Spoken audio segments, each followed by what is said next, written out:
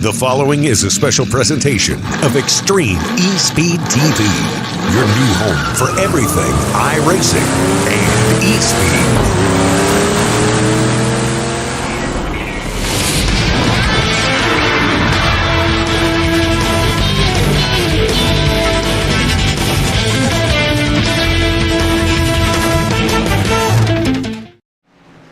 Good evening, race fans. You are tuned into the Light Electric Company NextGen series, and we are at Richmond Raceway for the latest race on the 2022 season. The lights are on, and we are racing under them tonight in Richmond. As always, I'm joined by John Hine. John, we've had different winners each week this season so far. We're going to look and see if we can go 6 for 6 as we watched last week's winner of the Steve Baker 55 machine around the track. What do you expect as we head into Richmond tonight, John? Well, good old bullring. It's our first short track of the season. I expect, some tight racing. And this track is unique because it's not a typical oval. You got the dog leg in the front straightaway. This track will lure a driver into mistakes at both ends of the track, and guys are going to have to be really disciplined not to make those mistakes, which should make some great viewing for us. As you mentioned, the D-shape, unique shape will allow for some high speeds for this short track, our first short track of the season. We're coming off of Atlanta last week, which we went 150 green flag laps, John. I'm not expecting that tonight. No, I'm not either. I think that it's going to be, like I said, both ends of this track, lures guys into mistakes. Overdriving, you lose a back end in one. Getting in the throttle too early, you'll spin the car coming out of four. There's just a lot of different avenues to get yourself in trouble here. And by the way, getting into turn 3 and exiting turn 2 is not really a picnic either. You got to be very careful. So yeah, I think we'll see a couple cautions tonight. Hopefully we don't see too many of them, but all in all, I still think the field's going to be close and we're going to see some good racing. We have cars on the track right now. They are qualifying for tonight's event. We saw some quick times during practice session and happy hour there. One guy that shot towards the top was Steve Baker, who won our race last week. But another thing to bring up, we've had 5 different winners, John, but a lot of pit strategy in some races. Last week it came into play, obviously, with the green flag pit stops, but we've seen a lot of different leaders. Is there anyone that's standing out to you that you think will be a contender as we switch to the short tracks? Well, I think Baker was really fast. I actually got to get out and ghost a little bit, and Baker was really fast, but so was Osmond in the 88 car. He was taking a really unique line through 1 and 2, going high into the corner and diamonding down, but picking the throttle up really, really early. And I was behind him once, and I mean, he put almost 3 car lengths by the end of the straightaway. So if he's able to use that line, I think Dale Osmond will be a force to be reckoned with here tonight. As we go through qualifying, it looks like our best time so far is Dale Osmond, who you just mentioned. Also, second right now is Dustin Ping. He was our winner earlier at Phoenix, which, if you compare tracks and short tracks on our schedule, there are some similarities between Phoenix and Richmond tonight.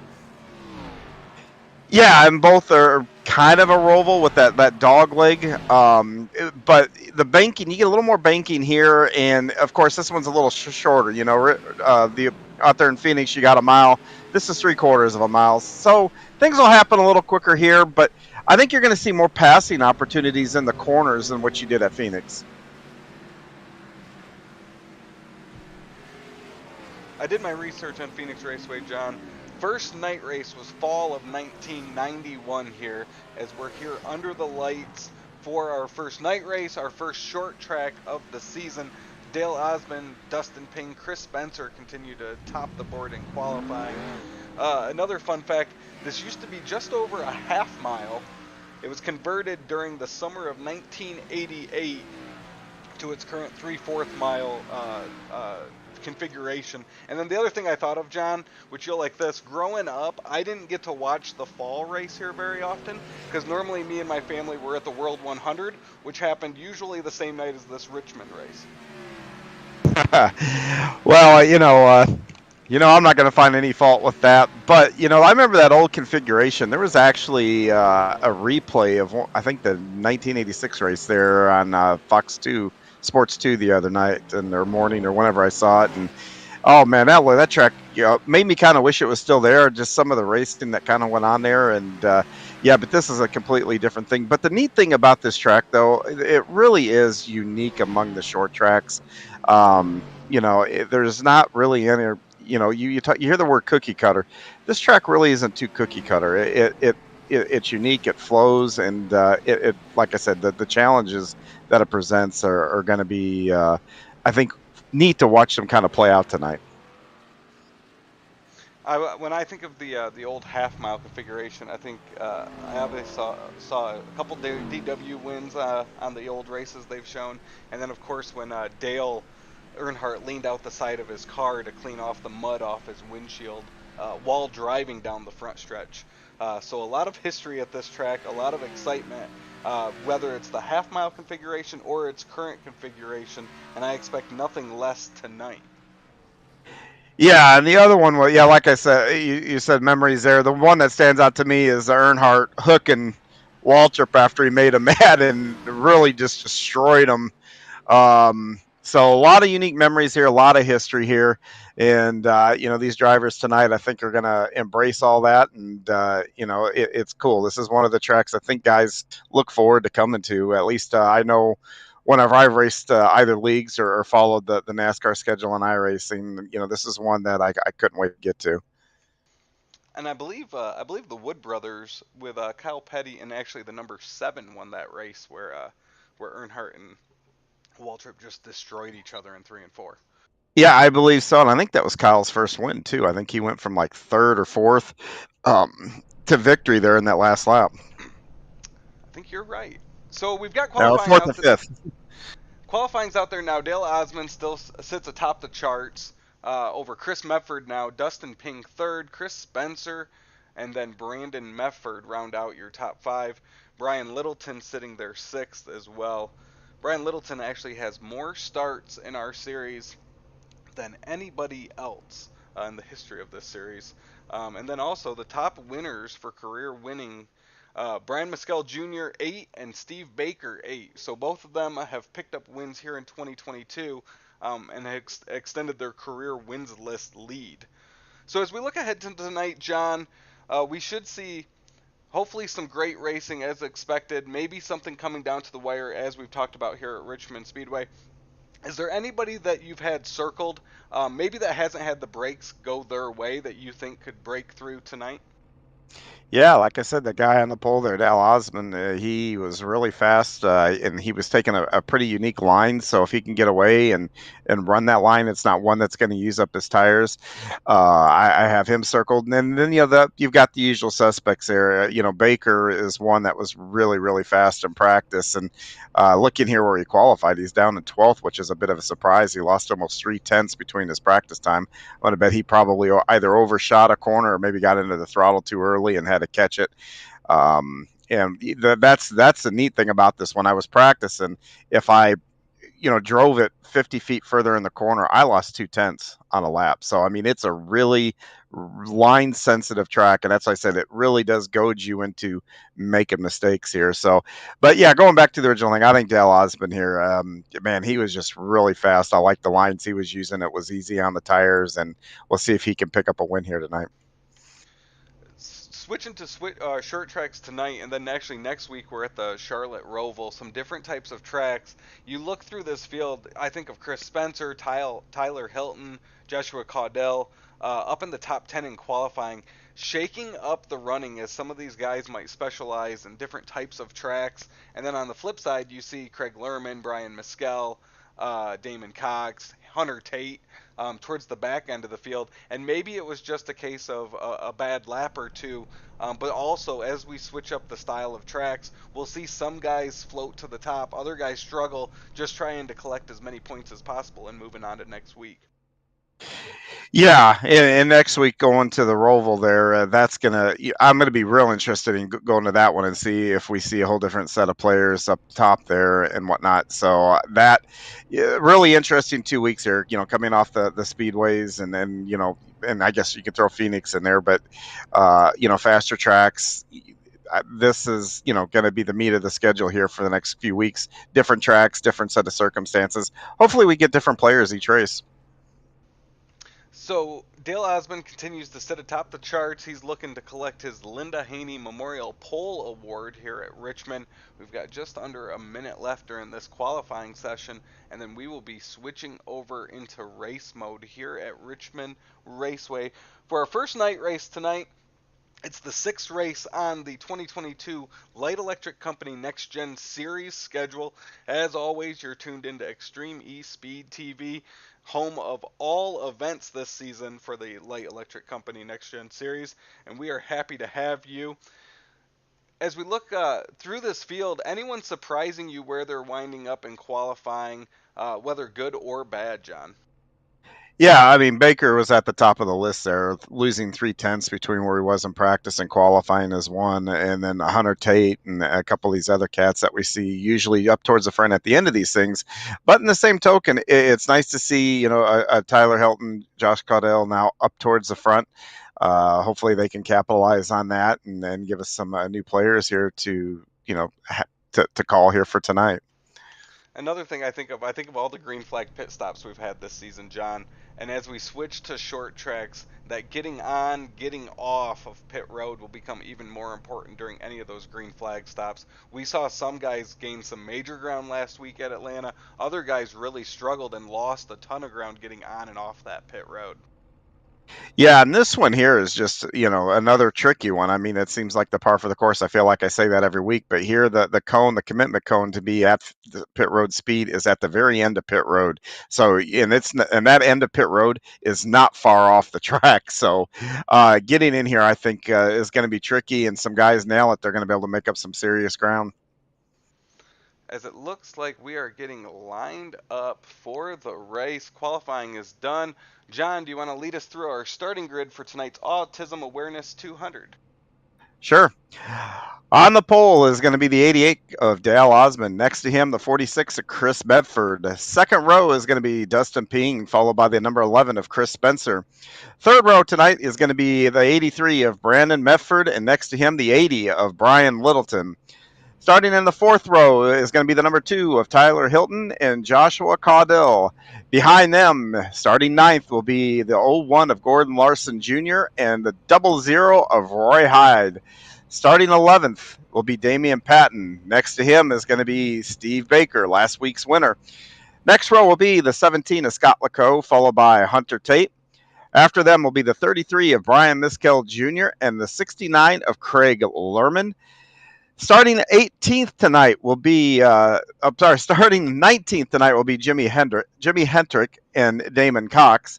Then Bobby Hattrick and Travis Smith, followed by Matt McKeegan and the 54 of Justin Walters, 6 of Eric Blount and the 09 of David Roach. Then we get to the 34 of Doug Wykowski, and bringing up the back is going to be the 22 of Matt Kopp and the number 4 of Mike Massengill. So they are lined up out on the front stretch, looking forward to getting this race underway. Going to be Dale Osmond, Chris Medford. Chris Medford was fast last week. See what it looks like as we switch over to the short tracks here. And then we've seen some guys that are going to start back in the pack. Travis Smith, I think of, Hunter Tate, Craig Lerman, some fast cars that we've seen all season long, starting at the back and going to try to get to the front as quickly as they can. Yeah, and every week we hear guys that start towards the back that may have been in the podium. I know a couple guys said, well, my first part of my strategy was to stay out of trouble. Well, when you're on a bull ring like this, trouble can find you pretty quickly and can do it without warning. So that statement alone, thinking, all right, I got to stay out of trouble these first handful of laps, is probably more important than any track we've been to so far. iRacing pace car has its lights off as we go 3 and 4 on this pace lap. 88 of Dale Osmond, the 46 of Chris Medford on that front row. They'll go at least one more lap around here. 3/4 mile just outside of Richmond, Virginia. The Virginia State Fairgrounds is where we're at tonight. We appreciate you tuning in. and another fantastic crowd has joined us here at the Speedway. It's nice to see these bleachers full. Every one of these people here are probably really on edge here with anticipation, ready to root their favorite driver on. And I'm sure everybody, the families and friends of these guys are all sitting at home watching this, and same thing, going to root their favorite driver on tonight. Before, during happy hour, we were talking about how good some of the cars look. I think it's just a case of being under the lights and it being a night race. That could very well be. These cars definitely are popping visually under the lights. So the pace car makes the hard left onto pit road. Dale Osmond, Chris Medford, round turn 4, head down the front stretch, and we are green the Autism Awareness 200 at Richmond Speedway.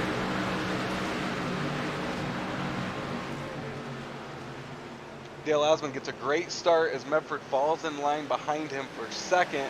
Dustin Ping as they stretch out with side-by-side racing throughout the game.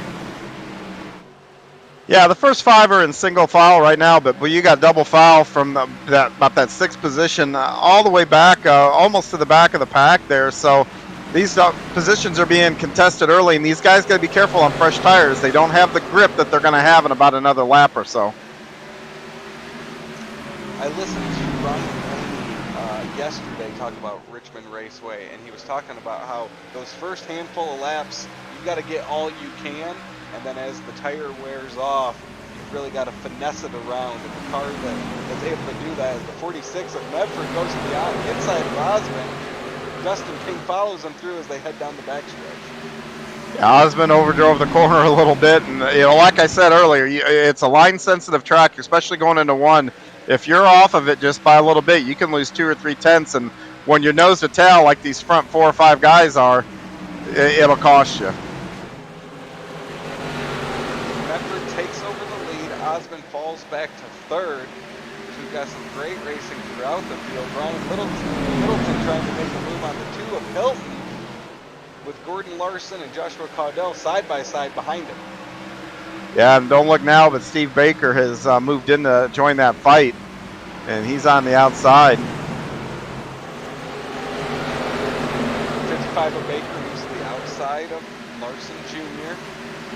Now cuts to the inside, crosses over to the inside of the 23. Baker is on the move as he's already up to 8th after starting 12th. Yeah, he's got to be careful here not to use this stuff up, though. We get a long green flag run, which we've done almost every race with the exception of Daytona. It seems like we get to almost halfway before we're seeing any kind of cautions, knock on wood.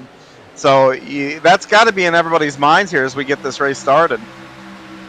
We've seen them stretch out, and as they get that rhythm down, get some space between other cars, we've really seen some green flag runs. And then when cautions do come up, they're quick to get back to green flag racing and stretch it out. We've had a lot of green flag runs this year, and we'll see if that remains the same for our first short track of the season. Yeah, 7 laps in, so these guys are off to a really good start here. And we've seen this all year. My give and take on the track. Guys are very respectful out here. It's a credit to these guys in having situational awareness, and be able to put their cars in the right spots, knowing when to push, knowing when not to, when to give, and when to take, for that matter, too. We talked about Dale Osmond being fast in happy hour in qualifying, but he is falling back quickly as he's stuck in the outside lane. Currently, a train of cars move past him on the inside. Yeah, he really was. I hope that's not a commentator's curse I put on him, but yeah, he is kind of falling back, struggling a little bit. I don't know if he may have clipped the wall maybe down a straightaway, or he just hung on that outside. And obviously, the inside is a bit quicker. And we have a battle for the lead as Dustin Ping and Medford are side by side around the track. Medford takes advantage in 3 and 4 with a great exit, and Ping will try to cross over at the start-finish line. Yeah, and this is where you got to be really careful, and both guys really need to be on their toes, because if that line, that inside line, if you're going to try to pass there, if you overdrive it, you're going up the track, and if you're got a guy on the outside, you got to be prepared for that, because if you hold them down, you could get doored really easy. And Ping's able to pull away, put some distance between him and Medford as they make their laps. 12 laps complete. We've got 200 laps around Richmond Raceway tonight. And right now, Dustin Ping leads our field that's stretched out single file as Dale Osmond settled into 11th now after getting pushed to the outside there. Steve Baker's still our biggest mover, up 5, currently running in 7th. Yeah, I've been watching him, and he's been pretty smooth here, just kind of closing up on the back of the top 4 now, and capitalizing on other guys' mistakes. There's a couple of them that he had that were give-me's, you know, guys just overdrove the corner and washed up, and he's able to drive right under them. So I don't think he's had to use up that car too much here in the early going.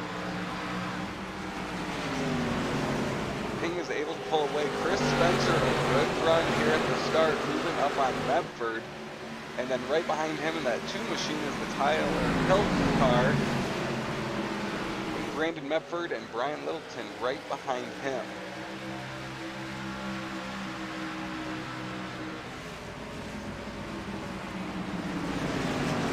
Consistent intervals throughout the field right now. Everyone's settled in, making laps. Long race remaining as we've got 15 laps complete at this point.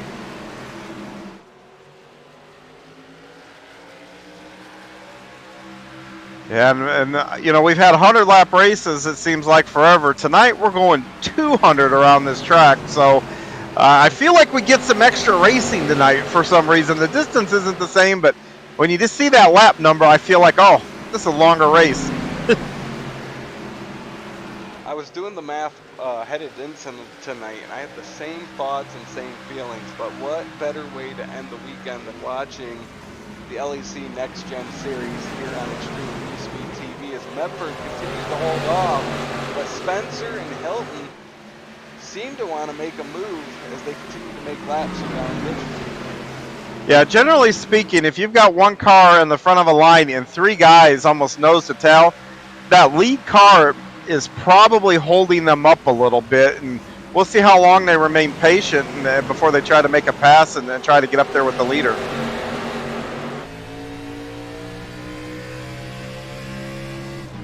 Now riding with the Tyler Hilton number 2 machine. John, do you want to take us around for a lap here at Richmond? Sure. You know, this is such a fun track, and like I said, unique. And you know, I'm going to start here in the back, right in the middle of the back straightaways. You get a nice head of steam down here, and you got 2 options here. You can go to the bottom lane, or you can go up into that second lane. And that second lane allows you to pick up the throttle a little bit earlier, and you get a better run down the stretch. But someone's on your inside, they can get a nose under. But as you go down the front stretch here, you're carrying so much speed into this corner. If you overshoot it a little, you're going up the track. If you brake too hard to roll it up, you're going around. So that's, to me, is the most challenging corner. And as we go back down here in a 1 and 2, you know, this is or 3 and 4. As we come back out here one more time, going down into 1 and 2, this also is a pretty good passing zone. If you can get to that inside, you know, and be able to hold that line as you go around, that's a great place to pass. The other one is coming up here as we exit 4. If you can just kind of lay back, maybe get a good run through the middle of the corner and pick the throttle up, you can get a really good run on the guy in front of you and use the straightaway right here to set this turn 1 pass up. And that's kind of, I think, what the guys are probably going to be looking to do here mostly tonight, you know, from a passing standpoint. You'll see some passes at other points in the track, but I think that's the most opportune places to do it. And that is our Blackhawk Motorsports in-car camera shake and bake cam and a lap around here at Richmond. And we've got plenty more to go. Only 23 laps complete of 200 for tonight's Autism Awareness 200.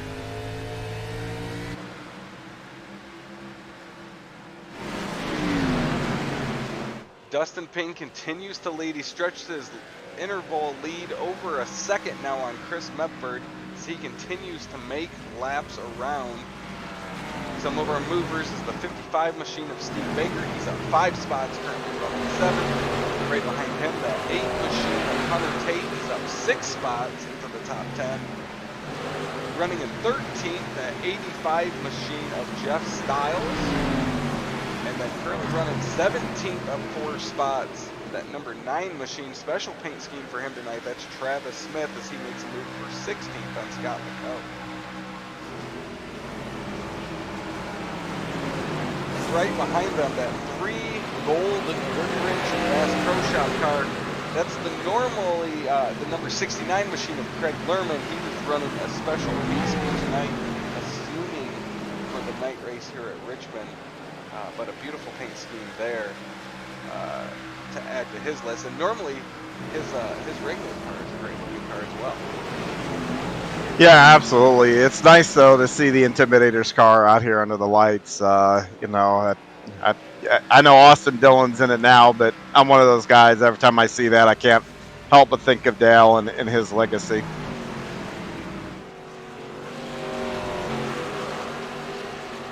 Oh, we got a caution. Oh, it's the 57 machine on the backstretch right in front of the leader. Be our first Willis Landscaping caution. We'll see if we have a replay of that. And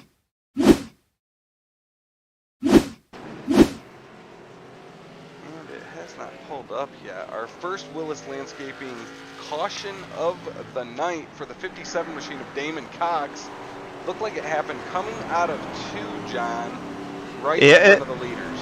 It did, and it looked like the 30 hit that yellow line, which actually can get the car loose because there's not any grip, and didn't get the run off the corner he wanted. And it checked up the 57, and the 41 was behind him, kind of one of those accordion deals. But the good news is for the 57, he barely makes contact with the inside wall, so I don't think he's going to have any problems moving on and getting back in it. Thanks to Willis Landscaping for that replay of that, as it was exactly as you described it, John. Yeah, it's a product of short track racing here. If everybody's on each other's bumpers, you know, close quarters racing, and you know, it just takes the slightest bobble, and next thing you know, boom, you know, you hear that, you know, all the time. Oh, it's Talladega or Daytona, those big ones where, you know, if someone happens, everybody's so close. Well, you know, that happens almost any racetrack. You know, you got competitive racing, and these guys in this league are all really competitive, really close on time. So usually they're around each other, and I don't see any takers to pit road. I don't see any as well. Maybe the back third of the field came through.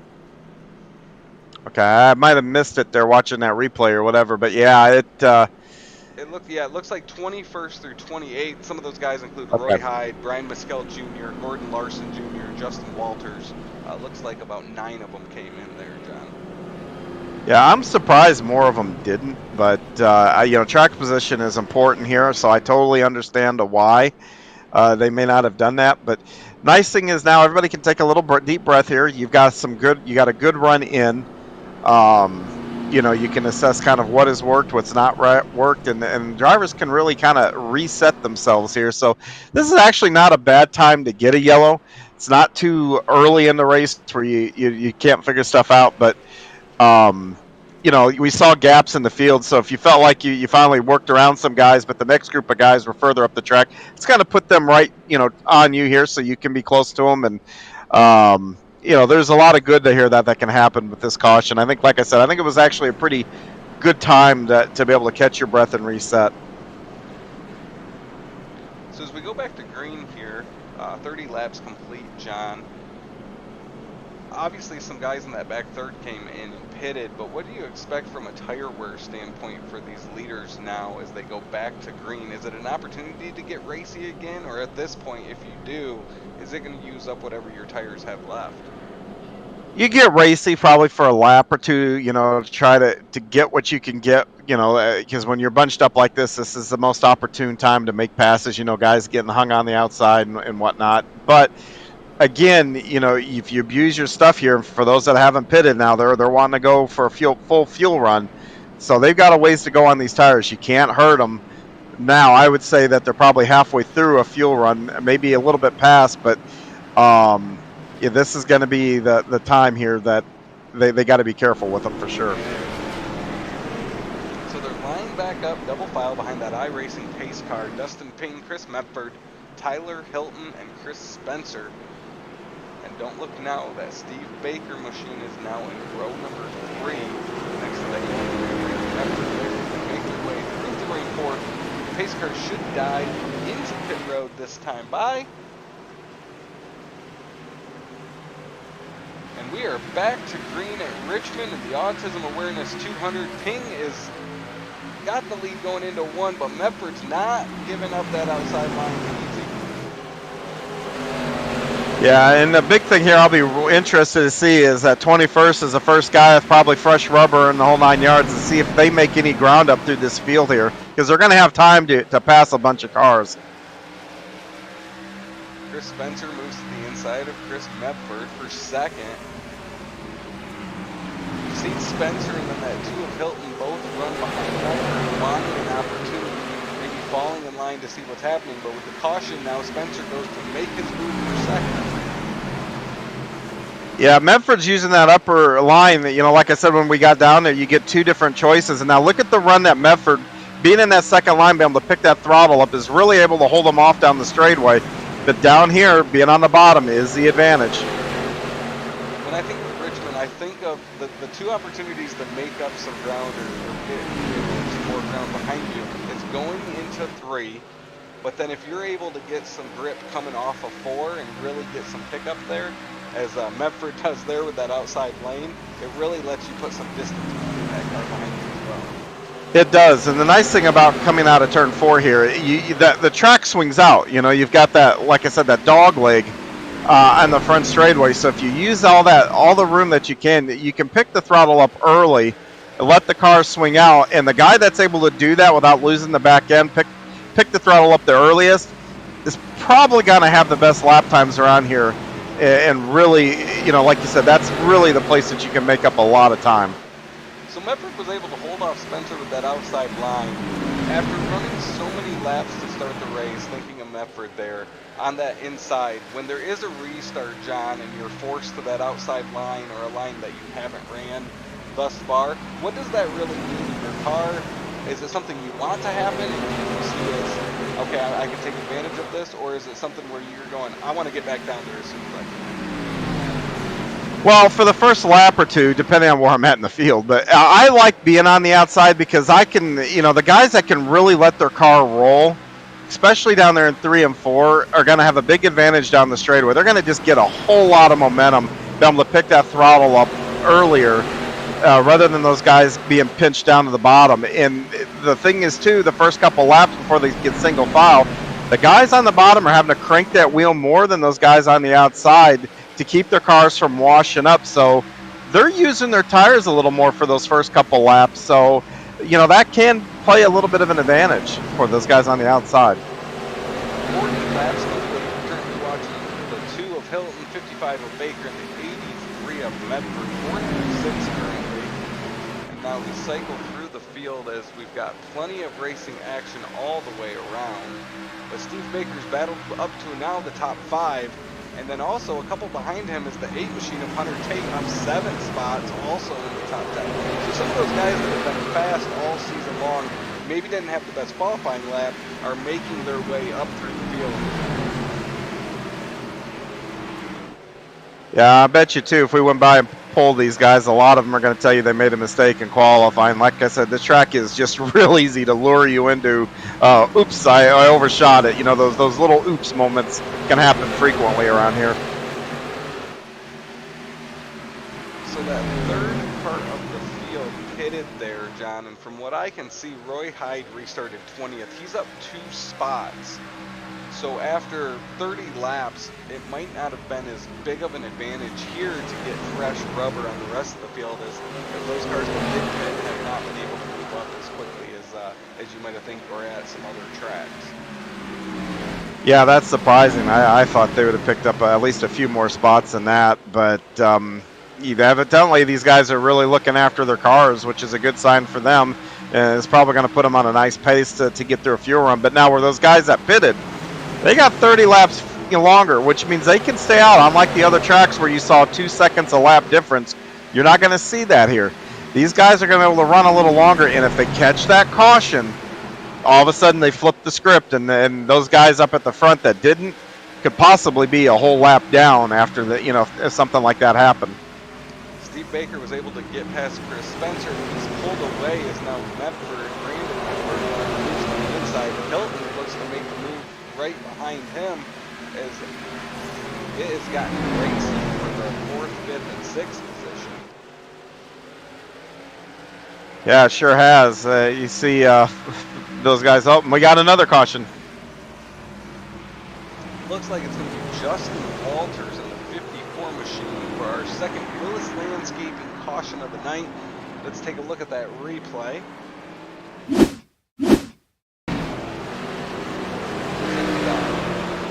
wide coming out of the corner, high line, and then just him and the 34 ran out of space coming out of 2, it looks like, John. Yeah, he is committed to the outside, and it looks like maybe the 34 thought he was clear. Moved over just a little bit, and yeah, they get together there, and a little bit of damage there to the back of the 54, but I don't think that's going to be anything too terminal. He'll be able to go down to the pit, get his crew to look at it, and probably go over it and be able to continue on here. So as 46 laps complete, do you think we'll have more takers to pit road this time? I have to think so, but I would have thought they would have come last one, so I don't know. I don't know if I'm the expert on this. And oh, there you go. Only one, Medford. Medford waited for the last second to pull into pit road and just made it. Hilton. Osmond's down. It looks like Roy Hyde's coming down pit road again. Yeah, if my guess is Rory, I'd be interested to see if he's not taking tires. If he's got a little damage somewhere in the car, he can just call the crew out to pull fenders out, that kind of stuff. We saw it on the 54 machine of Justin Walters there. We saw it on the 9 of Travis Smith. Autism Awareness Month this month in April. Also the presenting sponsor of our race tonight at Richmond. A lot of cool paint schemes with those puzzle pieces, bringing awareness to autism all month long. So that'll be something we mentioned throughout the month of racing here. We've got 2 more races this month, and some really cool cars representing that cause. Yeah, it's a wonderful cause here, and every time I see that too, I think of those paint schemes from the Sadlers. Hermie Sadler from Virginia here.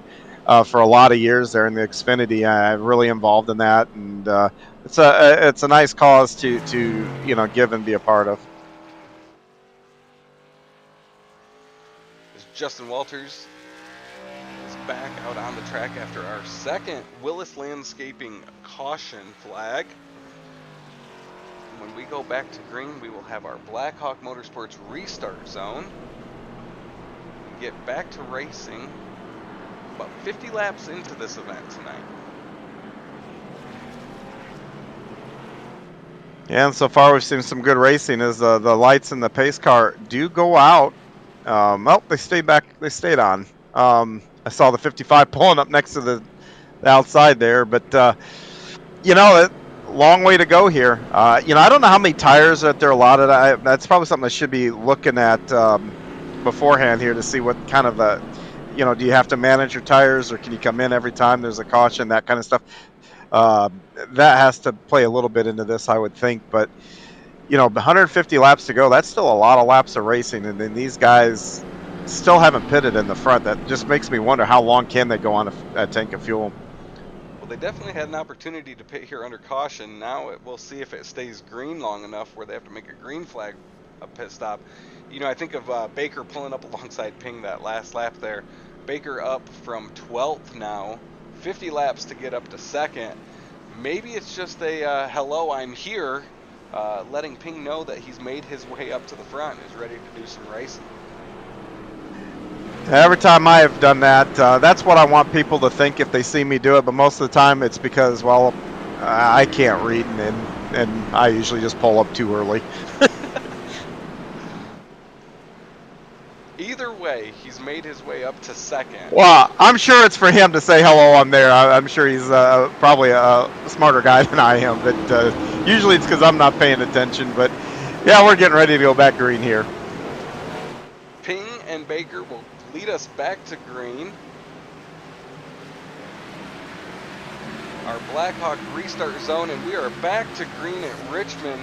Dustin Ping, great restart as he gets in front of Baker. Baker will fall in line, and Grant Medford makes the move on the outside of Spencer for third. Yeah, good battle for third right now. And like I said earlier, you know, you got a couple laps, and we got a battle for the lead, too. Baker makes his move on the inside. They will drag race down the front stretch into turn one. And Baker's able to take advantage.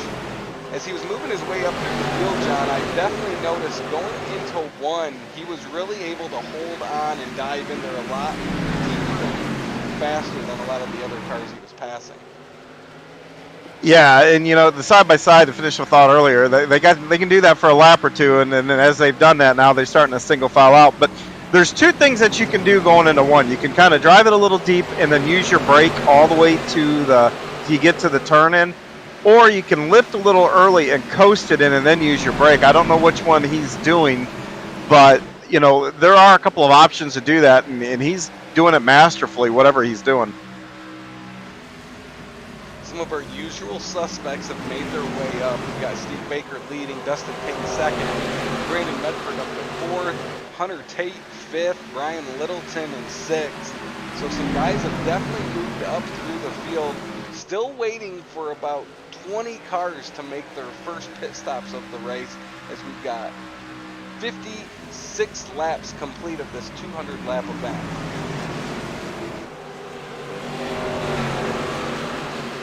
Yeah, and those other guys, every time a caution does come out and more guys pit, I just have to feel that's more of a disadvantage because they can go a little bit longer, and now we're starting to see cautions are playing out, and I sure wouldn't want to get caught out there.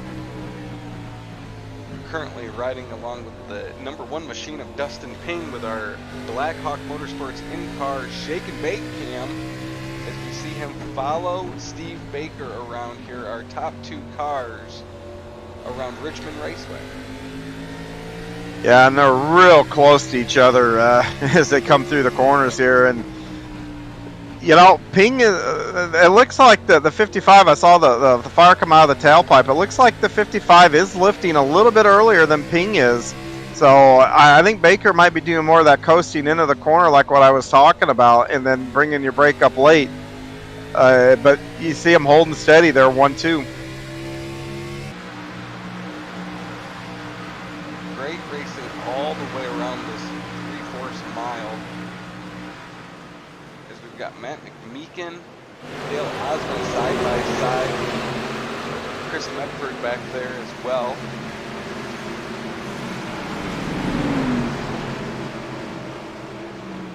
Yeah, I remember. See what happened with Osmond. Fast and happy hour, fast and qualifying, just has not had the speed here tonight, and really has been stuck in that outside line. So I don't know if his car's not turning for him to pick a line, or if he's just getting forced to that outside line.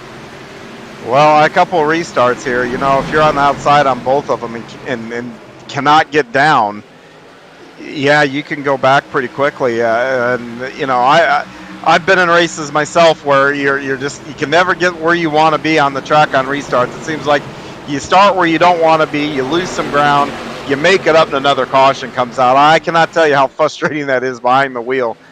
But Osmond was fast, and I'm not going to throw the towel in on him yet. I'm sure he's not either here. He just needs to get the track position right. Front four has pulled away a gap back, and it's about the first 12 cars all stretched out single file around Richmond here as they've really settled in. And right now it looks a lot like last week at Atlanta with Steve Baker in that 55 out front, and we are ticking away the laps. It's now 63 laps complete here at Richmond. Oh, we have one sideways down the front stretch there, the 30.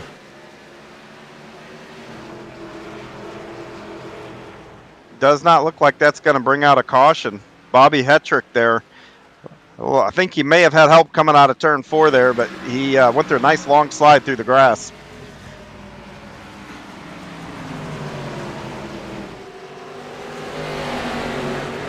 He will stay green. Baker leads Ping. Both of them have won. Of course, Steve Baker won last week at Atlanta. Dustin Ping won the previous week at Phoenix. So our last 2 weeks of winners lead the field here. As a great run for that number 11 of Chris Spencer tonight. He's been top 5 all night long. Started 4th and is holding tough with these other fast cars that have been consistently fast all season long. Yeah, I think maybe that's your short track specialist. You were wondering, guys that would, flourish here may not be good at the 1.5 or 2 mile or the super speedways we've been to. Very clean number 11 machine there.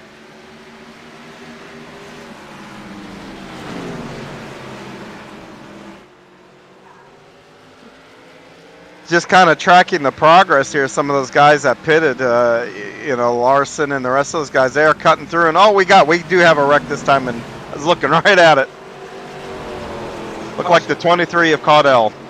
Caudell, so our 3rd Willis Landscaping caution of the night. Let's take a look at that replay and see what happened to Joshua.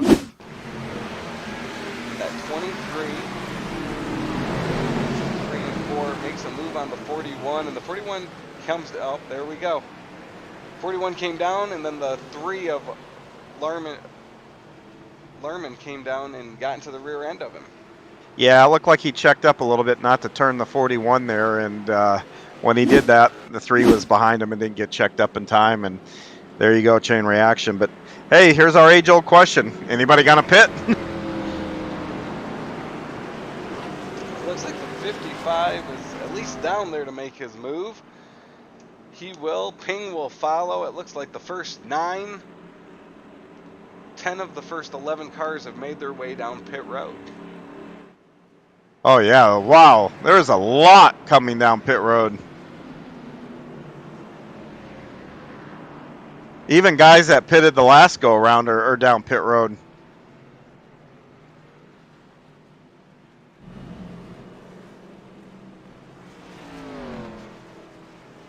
Looks like we've got at least 4 that stayed out. They'll shuffle to the front of the field here as we watch them exit pit road. Chris Spencer, great stop by him. He'll actually beat Baker and Ping out after a great pit stop by Spencer. So not only a great run for him on the track, but his pit crew has come today as well. Yeah, and that's going to wipe out an advantage that these front 5 here had by pitting where they did and maybe hoping to catch these other guys out. Now they're the ones that are going to hope that the cautions fall their way because these other guys that just now pitted are going to be able to go significantly farther than the guys up at the front here.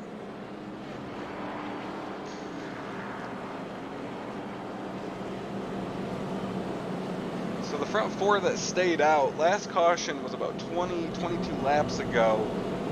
Are they just going to try to hold ground as strongly as they can, and then hopefully a green flag run and a caution will give them the opportunity to get back down pit road and keep them on the same cycle? Yeah, I have to think so. Remember, the last guys we saw pit, their progress through the field, they didn't come blazing up through the field. So I can't think. I think Baker and Ping's coming back down. Or who is that coming down? I thought that was a Blecker. That's the number 11 of Spencer. I wonder if he got a passer or stop and go for speeding or something. So we talked about his great run on the track. He was fast getting off pit road. He was able to beat Baker and Ping off.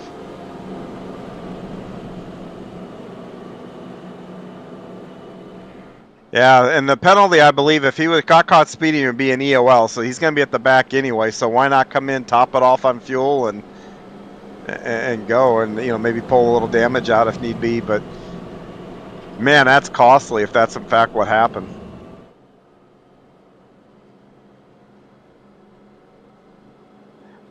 But as I was saying that, the guys that we saw before didn't really blaze up through the pack, and now you see Baker and Ping, who are our top 2, are going to be in the 3rd row, it looks like, on the restart. It'll be interesting to see if they dispatch of the top 4 quickly, or are they going to just have to ride there for a while? Front row will be the number 6 of Eric Blount and the 46 26 of Medford. Medford started up front, was fast, made that pit stop and wasn't able to come back through the field, but he's now back up front. Osmond's also up there, and then Hilton as well. So some cars that were running well just made pit stops during some other cautions. So it'll be interesting to see what happens as we go back here with the Blackhawk restart zone. Blunt and Medford will lead us back to green, and we are back to racing at Richmond. The 6 machine jumps out front as they cross the start-finish line and head into 1 and 2 with side-by-side racing behind it. Yeah, it looked like he might have overcooked that corner a little bit, but Medford goes right back to the inside. Got to take a look down low going into 3. As Baker makes it 3 wide, it looks like Ping has to go up the track as it is racy coming off the corner's contact. That's going to collect a few guys.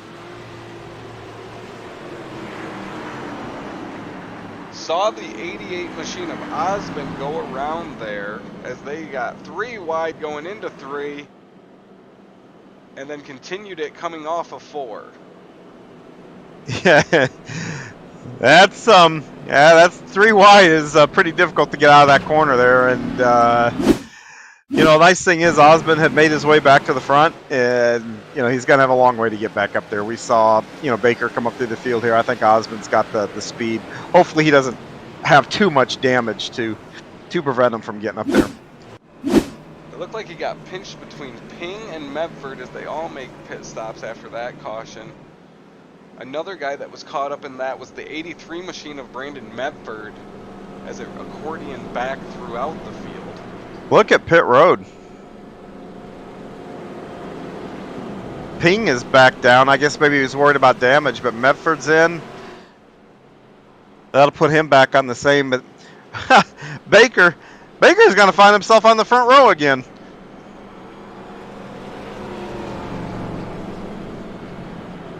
We will wait for them to cycle through. Baker's currently second. Hunter Tate's up to third. Brian Littleton fourth. Travis Smith fifth. So the advantage of the guys that stayed out ended up getting caught in that caution and ended up having to pit right away anyway. Yeah, I think that probably, in all honesty, even though they were going 3 wide, I think that was a difference between new tires and old tires there. Just maybe that minuscule difference in speed was enough to close gaps quicker than what guys realized. Maybe guys were getting in the gas a little harder on the older tires, trying to hold their ground. A lot of things probably at play there that led to that.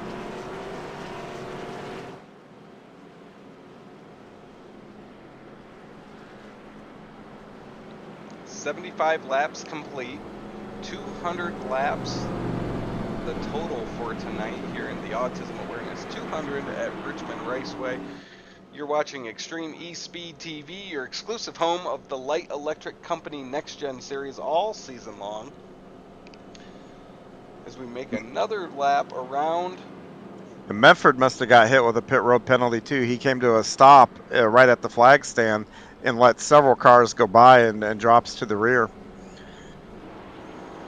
This pit road is curved with the dog leg for the front stretch here.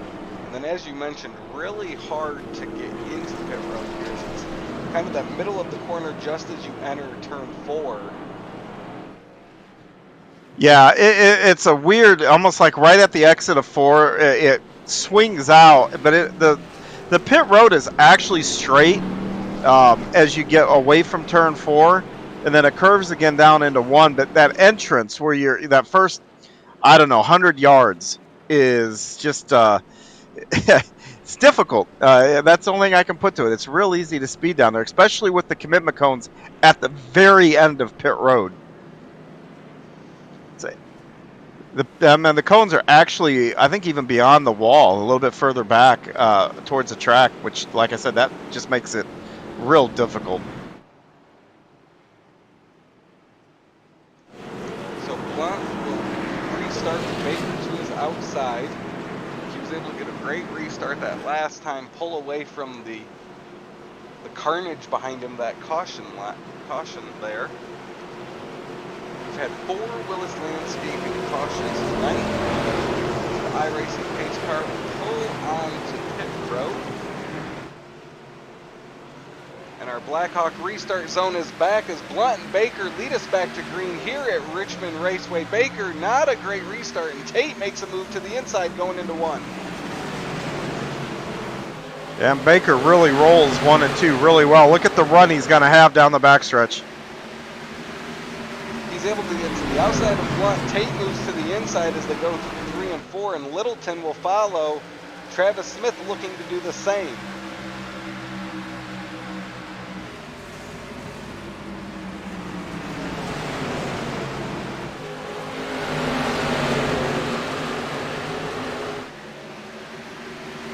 Stretched out single file the first 12 cars, with the exception of the movement on the inside of Blunt here as he cannot get down.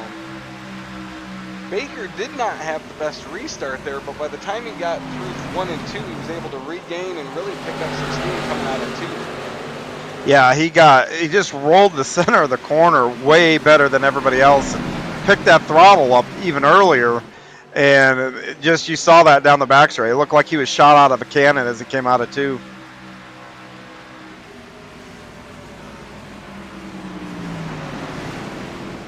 He leads the 8 machine at Hunter Tate, Middleton in 3rd, Travis Smith in 4th.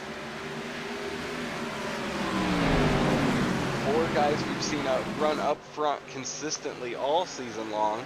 Baker looking to go back-to-back with wins at Atlanta and then tonight at Richmond, but we've still got about 117 laps to go around Richmond tonight.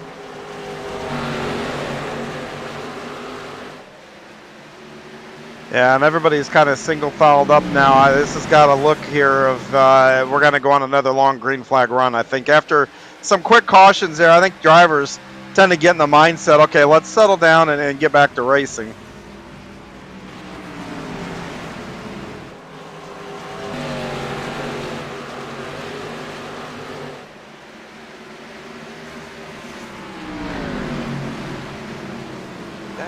Let's take a look through our field. The 55 of Steve Baker leads us as 85 laps complete here at Richmond.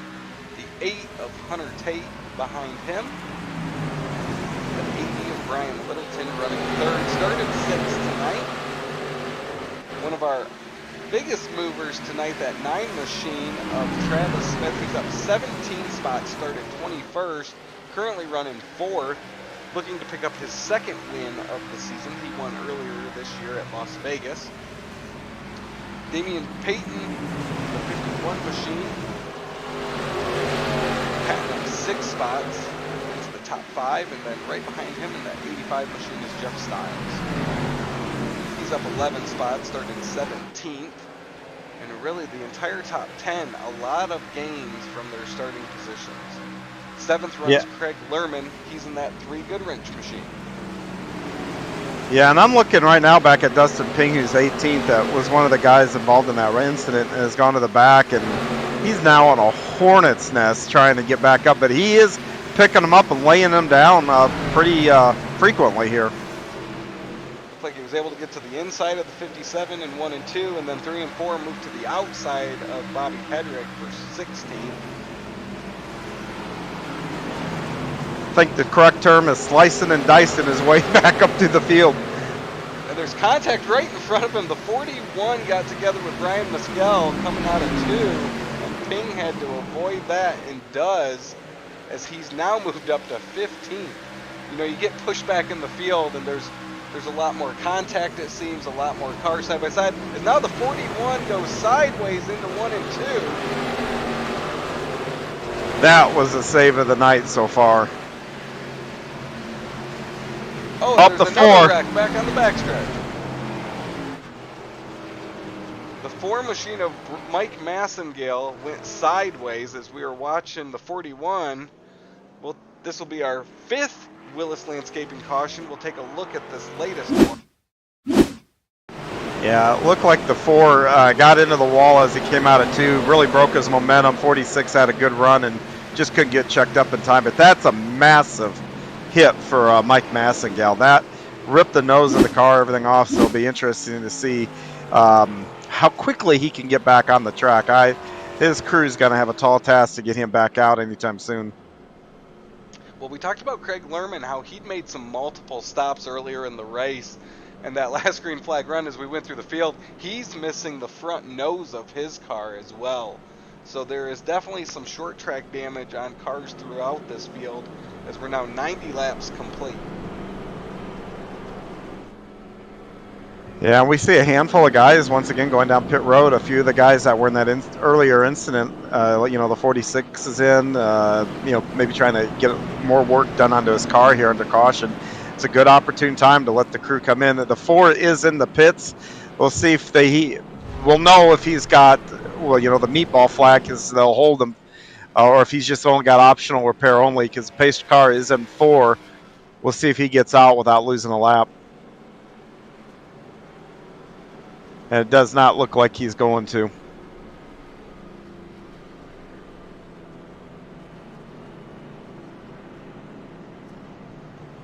It's a beautiful night here in Richmond, Virginia. A packed house at Richmond Raceway for tonight's Autism Awareness 200. The 6th race on the 2022 Light Electric Company NextGen Series schedule. We're happy to have you joining us tonight as we've had our 5th caution here on lap 90. And Steve Baker continues to lead the field with a fast 55 machine. Yeah, and one of the guys that we were talking, new players and whatnot. Take a look at 7th place right now. That's Scott LeCaux. We haven't mentioned his name too much early on part of the season here. He's had a nice little run. Started 13th. He's all the way up to 7th here. So that'll be nice. That's nice to see him up here, and we'll see if he can continue to work his way to his front. To your point, Eric Blunt led some laps this last green flag run. He's in 8th, still up 16 spots from his starting position. And then right behind him, that 09 machine, David Roach, in the top 10 currently as well. So a lot of good runs here early. We'll see how it shakes out the rest of the way. We're still not to halfway here, but will be shortly, as we've now got 92 laps complete.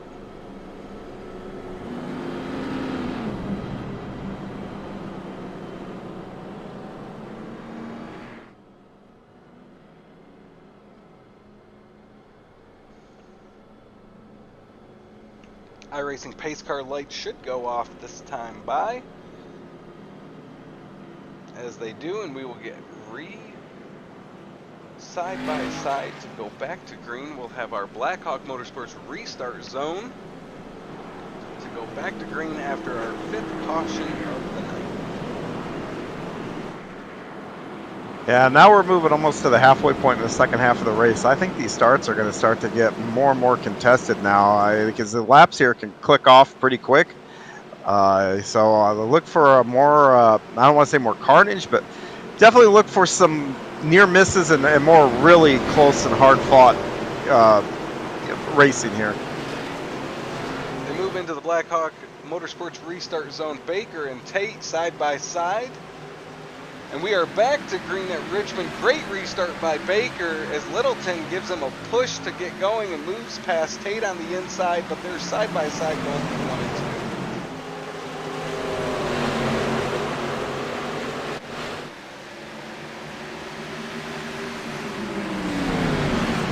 Daniel Payton makes a move as well to get up to 4th as Littleton looks to make a move on the inside of Tate, but they'll get single file at the start-finish line. Yeah, and Chris Spencer, who I think we saw in pit road out of sync, was in the back.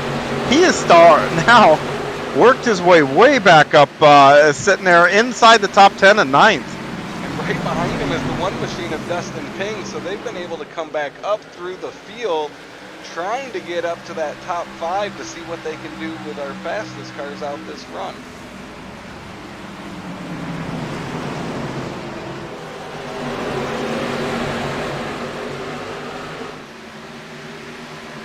Travis Smith looking to make it up to 85 machine with Jeff Stiles.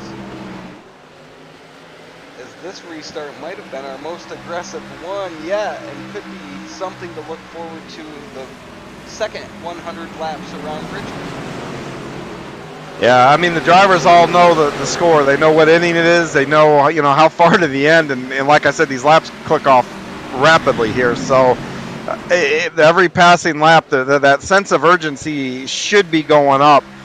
You know, everybody within the outside, maybe the top 5, you want to get up there and you want to make sure you put yourself in a position so the last 50 laps you can contend, you know, and get a win here. Top 6, 7, 8 have settled. As you mentioned, Chris Spencer, Dustin Ping now up to 7th and 8th. They've got their sights set on Jeff Stiles and that 88 machine next. And really, these two have been the first couple cars we've been able to see make up some ground out on the track after falling behind. So maybe something that will play into pit strategy as we get to lap 100, and we were on the second 100 laps around Richmond for tonight's Autism Awareness 200. Yeah, they've got this track down and got a nice rhythm, and Ping slides it in there. That's about as good as a slide job as I think you can do here as he picks off another one. But yeah, these two have really cut through the field pretty good. We saw Ping anyway, you know, go high, go low, so he's comfortable running anywhere on the track and is able to do it and keep pace. When you're able to change lanes and run different places, but yet maintain your pace, that's a good sign. You're going to do real well, you know, in the closing laps. Spencer and King are able to move up to 6th and 7th. They got their sights set on the 9 of Travis Smith next. See what kind of ground they can make up on them as the top 5 drivers continue to go nose to tail around the track.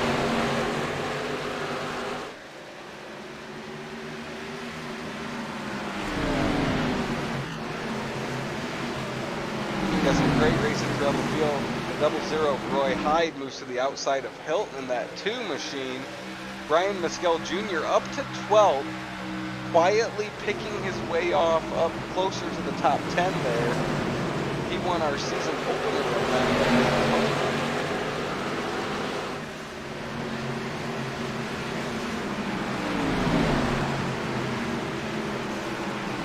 And the 2 and 33 get together as we watch them, see if Mescal will save it. And he does, and we'll stay green, John. Yeah, that wall kind of helped them straighten out there pretty quick. Boy, that's, you know, not a whole lot of contact has to happen right there. That car, you've got so much wheel cranked in, you've got your foot back in the gas. The slightest touch is going to send somebody and get them really out of shape.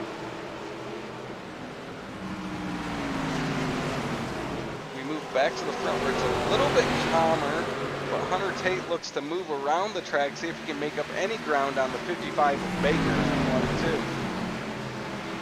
2. Yeah, and don't look now, who's now sitting in 5th at 11th of Spencer, and Ping is still right behind him there in 6th.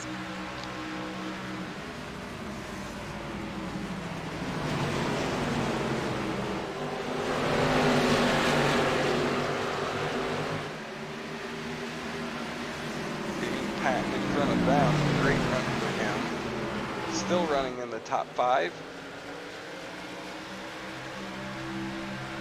Also looking back at that 57 machine caught up in a wreck earlier in the night. Damon Cox is running 12th currently.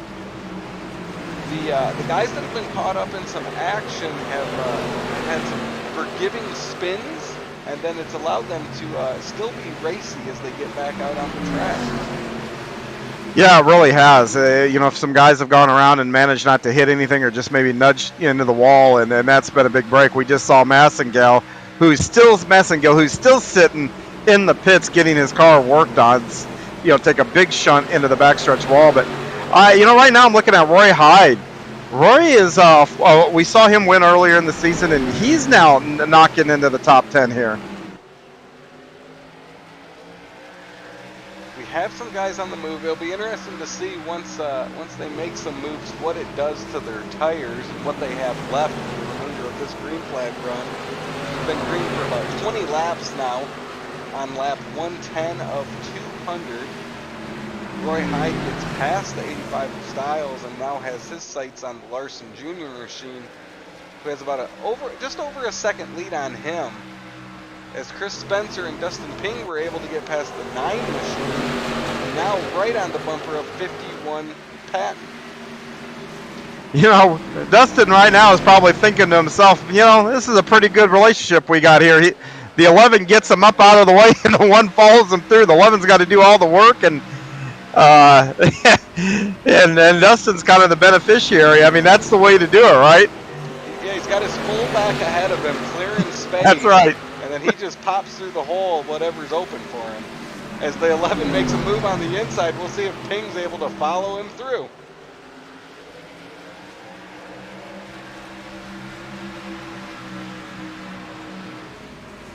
It looks like Ping's going to make a move on Spencer going through 1 and 2, John.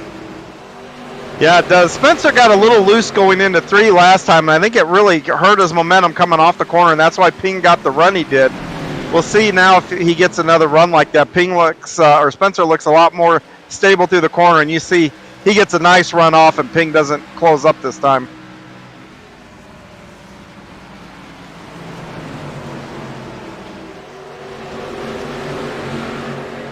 As they race for 4th, Steve Baker continues to lead Hunter Tate, Ryan Littleton, who have some hungry drivers behind them. As Spencer looks to get to the bumper of the 51 and try to make another move on him for that position.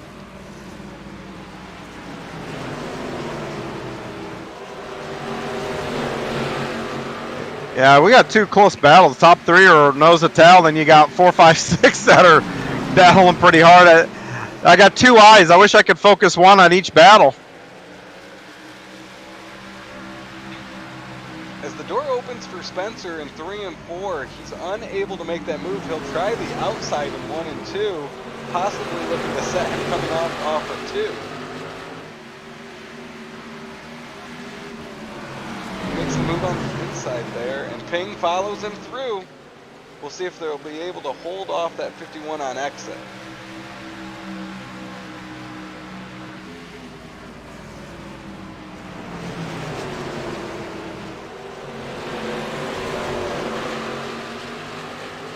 Thinking that that number 1 should be buying the 11 a beer after this race. Be interested to see if eventually when he has to get by that 11, yeah, what that battle looks like as well. As Ping's struggling to get by the 51, looking to complete the freight train that is Spencer Ping, really forces it there, slides up the track, see if he can keep that momentum coming off it too. Yeah, that hurt his momentum. In fact, Spencer pulled out a little bit on these 2. Side by side, but now it looks like Ping's got it here. So Spencer and Ping now up to 4th and 5th as Littleton makes a move on Tate in 1 and 2. That side by side is going to allow Spencer and Ping close up on those 2 rapidly. They have 1 on pit lane there. 69 or the 3 car. As we ride along with Hunter Tate with our Blackhawk shake and bake in-car cam. He's got Littleton to his inside there, and then the leader Baker up ahead. Yeah, and these 2 are doing a nice job, you know, keeping it clean side by side now for quite a few laps. This is where they got to stay disciplined because, you know, Littleton on the inside, if he wants to try to outbrake him into the corner and drives it in too deep, he's going to wash up. If he wants to jump on the throttle too early to try to get the run off, he's going to lose the back end.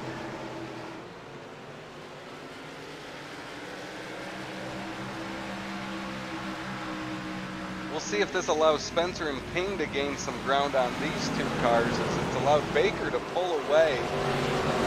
Now 7/10 of a lead for him. Yeah, the 11 and the 1 have closed significantly on these 2. Now it's down to about three car lengths maybe between them. As Littleton will give up that pass for now, fall in behind Tate, and try to get their rhythm back after being racy for about 5-6 laps there. Yeah, the temperatures come down on the tires a little bit, and then try it again, go back to work. You know, there's still plenty of time here. You know, we've got about, you know, I don't know, we're only at lap 123 here. We got 2, you know, we're going to 200, so plenty of time here.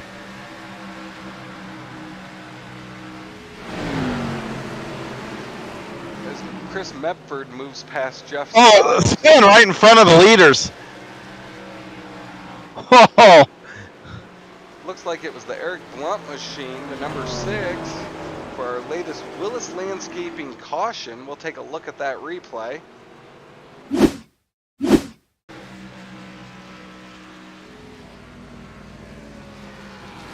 just loses it. Maybe got a little bit too high and not enough grip, and around he went. He did a nice job of getting it locked down and not getting to the inside wall, and everybody else did a good job of not running into him, especially the leaders who were just a few car lengths behind him.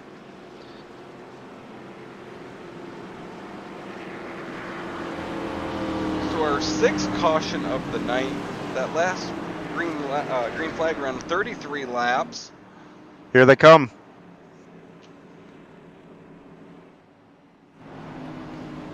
Looks like everybody is gonna. Oh no, we had one that did the head fake. Looked like the 01 machine and then the 3 machine of Larson Jr. stayed out.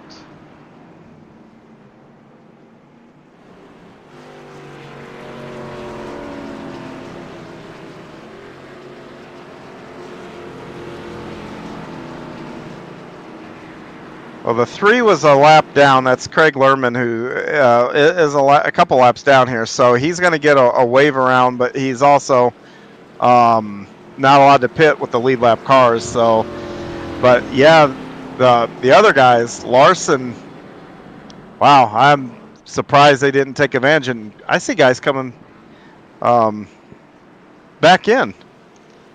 Yeah, the Oh, those are the lap down cars.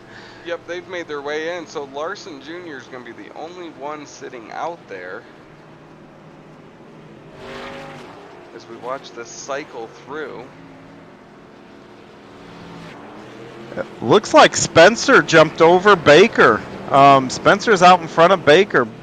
Spencer, if they stay the way they are, Spencer's going to start on the outside, but Baker will be on the inside.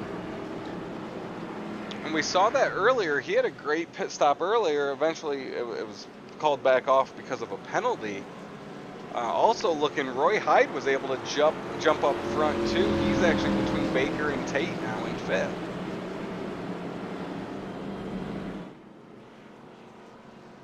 Where did Ping shake out? Ping is 9th, so he lost his battle ram of Chris Spencer for now. He still owes him a beer or breakfast at Waffle House or something. They were that last green flag run. It was fun watching them go up through the field, picking them off one at a time. Ping definitely used Spencer more than the other way around to get up through there.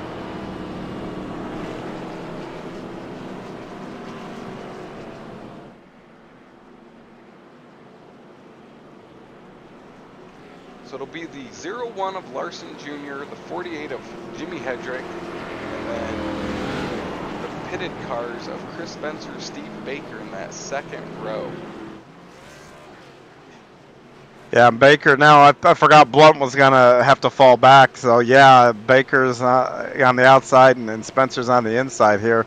And then the two guys in front of him are on older tires. Now, last time we saw a restart, where 2 guys on older tires were up front in those first couple rows, we had a very quick caution as those guys with fresh tires caught them, and the closing rates were a problem, and you saw some contact and another incident. So it's going to be an interesting restart. They make their way to the backstretch. We'll head back to the Blackhawk Motorsports restart zone after our 6th caution of the race. That 11 and 55 we've seen move up through the field, so it'll be interesting to see how aggressive they get here on the restart. As they move through the restart zone, Larson Jr. and Hedrick will lead us back to green.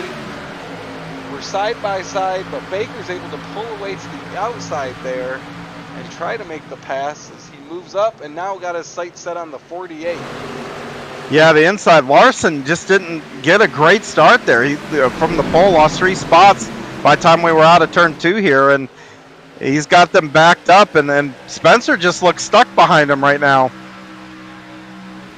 Steve Baker and Hunter Tate were able to get through there. They'll lead us around now. And now Travis Smith, Spencer, try to get past the two cars that didn't pit that last time.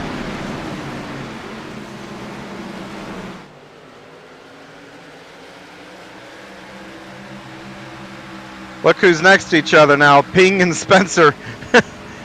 This time Ping gets the advantage. Spencer's finally able to move down to the inside. He'll follow Ping and try to complete the pass on Larson Jr. on the backstretch.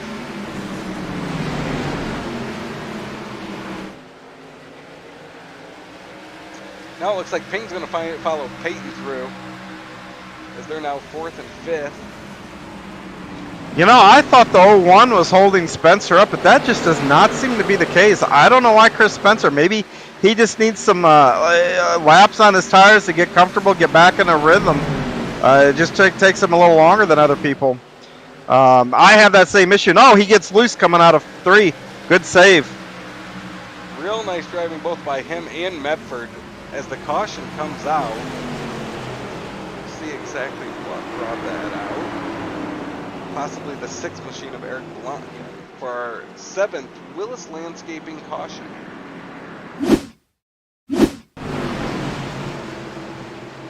Oh, there's several cars. Oh, Blunt was just in the wrong place at the wrong time. It looked like the 22 and 3 got together and then just clipped him as he was trying to make his way past them.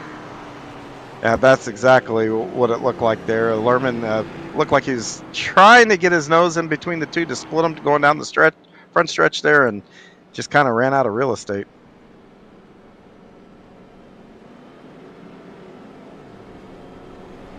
So it's Steve Baker, Hunter Tate, Travis Smith up at the front.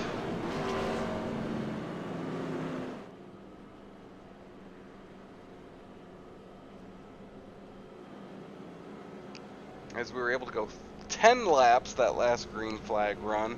It was definitely racier than we've seen in the past. There's now 135 laps complete. 11 is on pit road. His car did not seem to respond as well after that last pit stop. And he was struggling out there. You know, I almost wonder if he did something like take 2 tires as opposed to 4, because he came out significantly ahead of the other guys out of pit road. So I have to wonder if he tried maybe a two tire and that car just was not, gonna respond to it.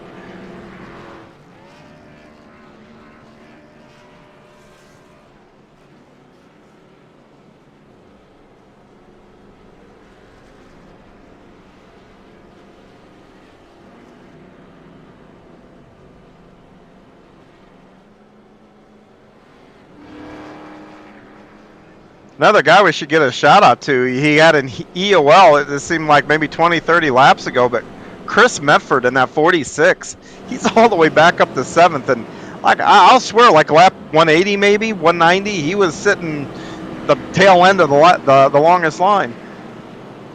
He might have passed the most cars tonight, because he's made his way up a couple times and then falls back to the back. So obviously he has a car that's fast and can make some moves.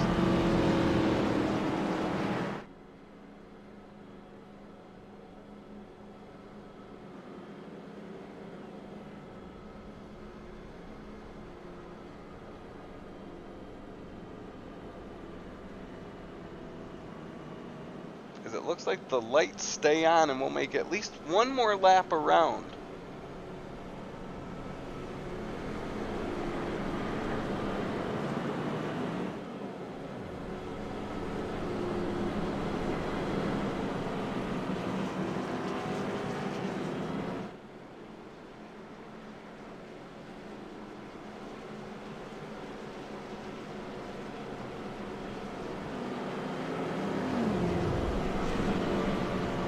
We got Steve Baker, Hunter Tate, Dustin Ping, Travis Smith, Damian Patton. Your top 5. Another one, that 54 of Justin Walters, he was one of our early cautions. He's up to 11th, John. Yeah, nice recovery from him. And this is one neat thing about this race tonight. I don't know if it's happened more so than the other cars, but the comers and goers, we've seen shuffling throughout the field. I think more so than we've seen the other races. It just seems like every few laps we got a new batch of names up in the top 10, and it just keeps cycling through.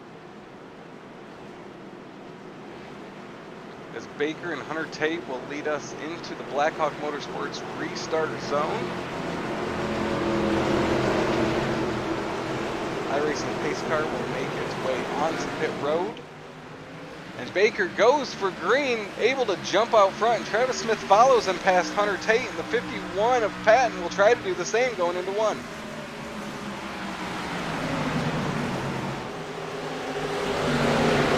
Oh, they dove it in there harder than I've seen them do it in all night. And that looked pretty sketchy getting through 1 and 2, but they all made it. As Smith makes his move past Tate for second. We'll try to jump on Baker as we've gone back to green. Less than 60 laps to go in tonight's Autism Awareness 200. Yeah, these guys are racing with a sense of urgency, and the intensity here is definitely picking up. You see Medford crawling into this battle now, too. Whoa!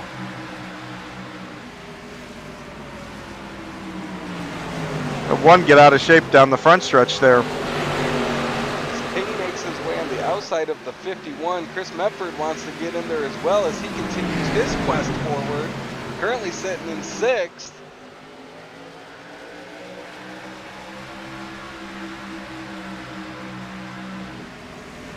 Ping's able to clear and moves to the inside of Tate with the crossover here. The one machine has really come to life the last 40 laps here. Yeah, it is, and he seems to be doing just fine without a blocker.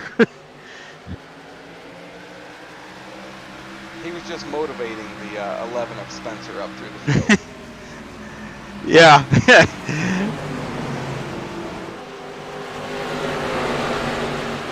And Ping's really able to move around as he's looked to the outside of the 8, looked to the inside, now falls in line.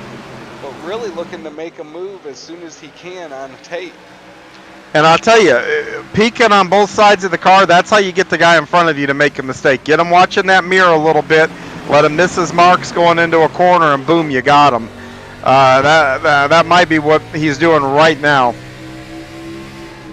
As we head in-car with Dustin Ping with our Blackhawk Motorsports in-car shake and bake cam, as he tries to make a move on the 3rd place car.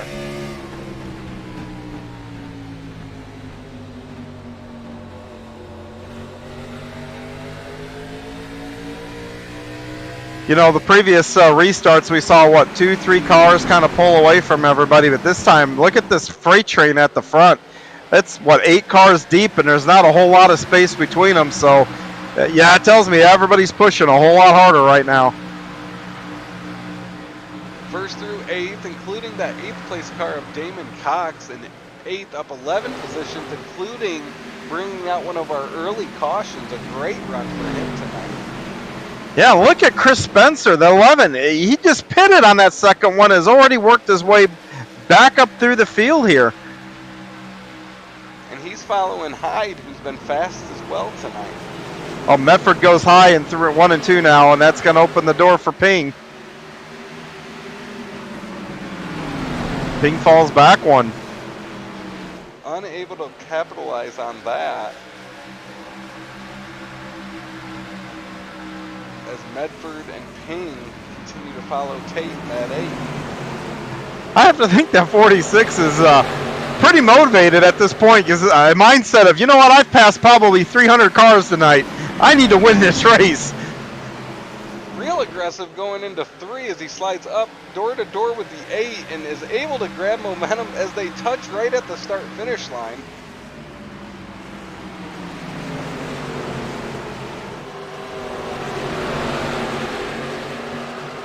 It's a really good battle between these two. And Ping moves up into it as well as he moves to the outside of Medford, but he'll fall back in line coming out of 4. Yeah, and Spencer got around Roy Hyde, as did Larson Jr., so these two cats are moving back up through here pretty quickly.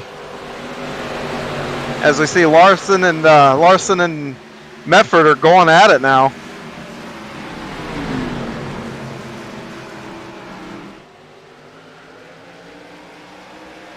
Ping's able to stay with him. See if he can make another move through 1 and 2, but he'll fall back in line.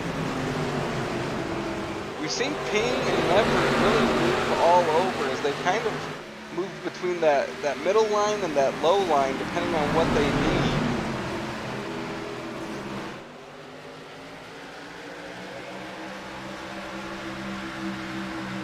Yeah, and like I said, that's really good for the guy, you know, for when you do that and it gets the guy in front of you looking in the mirror, but it's also pretty good defensively because the guy behind you can't really set up a pass, because if you run the same line over and over and over again, then that gives the guy behind you an opportunity. Okay, I can get on a run on him here or there.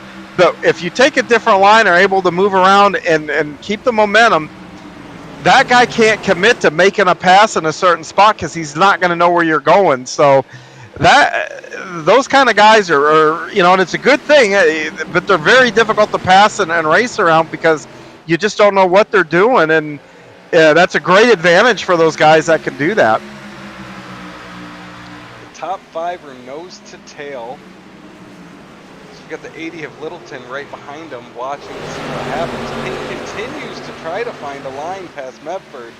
He's unable to make it, and Littleton gets in there to get to the inside of Ping. Yeah, it looked like Ping had to check up a little bit, and Littleton was right there to capitalize. But the top 3 now have got about a couple car lengths. So as I say that, Medford closes it right back up going into 1.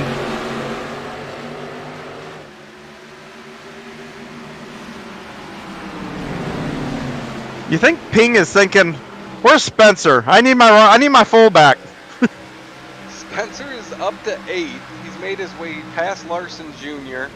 So they got 2 behind him. He creeps into the picture there. But yeah, he does miss that lead blocker that was clearing out the space and opening up the lane. It's interesting to see when he's able to get up to him there entering the corner and then just has no momentum coming off to complete the pass. Yeah, he needs the 40. Ping needs Medford, the 46, to go about a half a lane higher. If he could do that, if he does end up doing that, Ping can get his nose in there and then maybe kind of get him a little bit higher and then be able to make that move. And Littleton, the 51 of Patton, and Spencer have now joined this group. We've got 8 cars leading the field around here as the 51 makes a move on Littleton going into 1 and 2.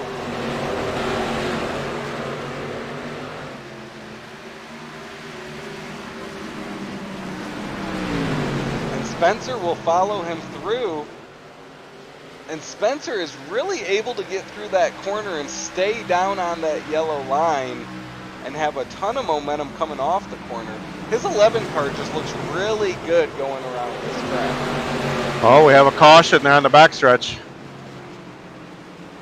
Looks like it's going to be the 34, Doug Wysocki.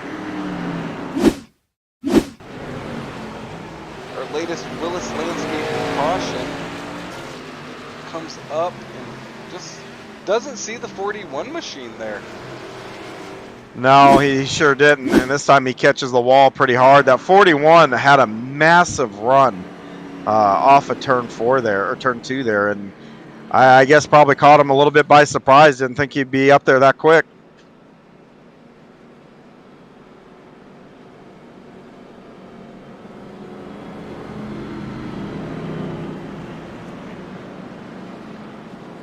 Wonder if anybody will pit here. Medford.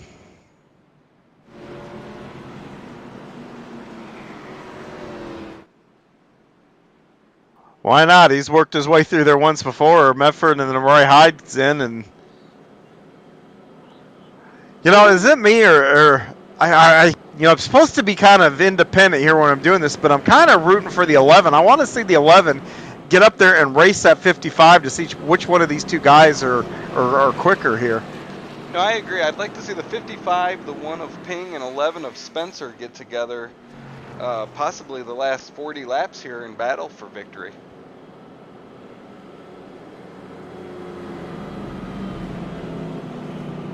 Yeah, there's a couple guys there, you know, Travis Smith and Hunter Tate, that have had excellent races that will hear this and go, hey, we've been up here towards the front all race. You know, maybe they've got something left in the tank, you know, maybe just kind of riding and conserving things a little bit here so they can have some, you know, some life left in those tires for the end of this thing.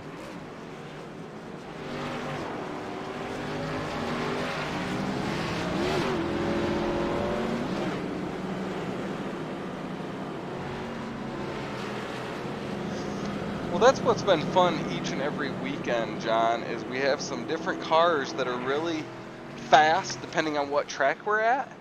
And then you've got some guys that are just consistent every place we've been. So you have the Hunter Tates, the Travis Smiths that are running consistently top 10, and then you have some of these cars that pick up some speed on them at certain tracks, and it grabs our attention.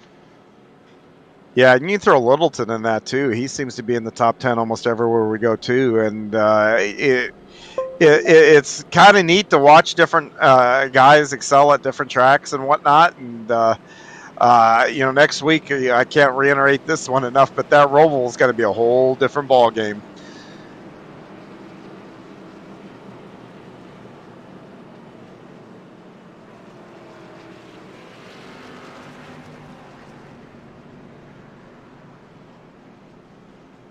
Got some guys still coming on and off of pit road. Pace car light should go off this time by, and we'll go back to green. As 63 laps complete. Getting down to the end of this. 200 laps, the Autism Awareness 200 Richmond Raceway tonight. Thank you for tuning in. Last week's winner, Steve Baker, currently leads the field. Travis Smith runs second. He's also picked up a victory this season. As they line back up side by side, we'll go back to the Blackhawk Motorsports restart zone. Go back to green.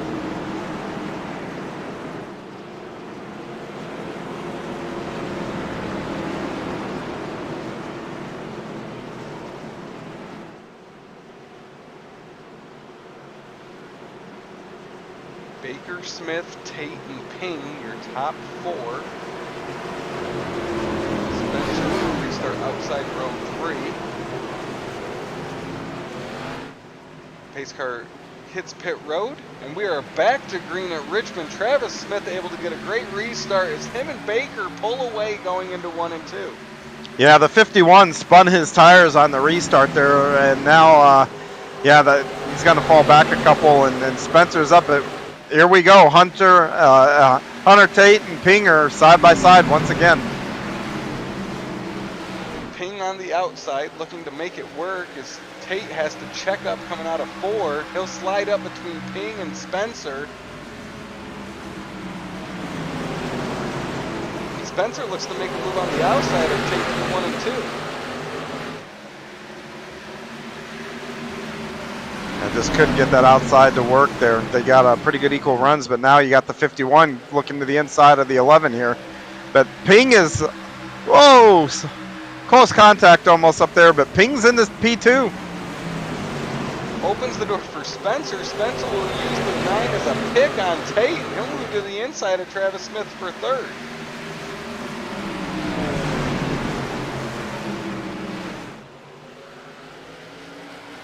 That 9 machine of Travis Smith has some damage on his rear, as a lot of them do here. Short track racing at Richmond tonight.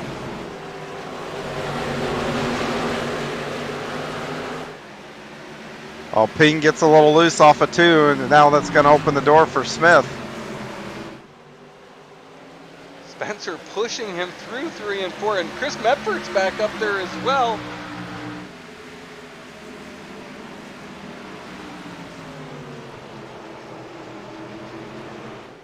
Boy, this is setting up for another barn burner. You can fit 2 through 5 under a blanket as they're side by side, nose Contact. to tail. Contact through 3 and 4.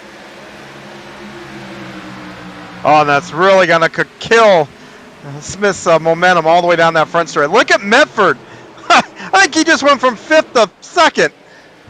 And he'll complete the pass on Ping As now Spencer, Ping, and Smith continue to battle for third.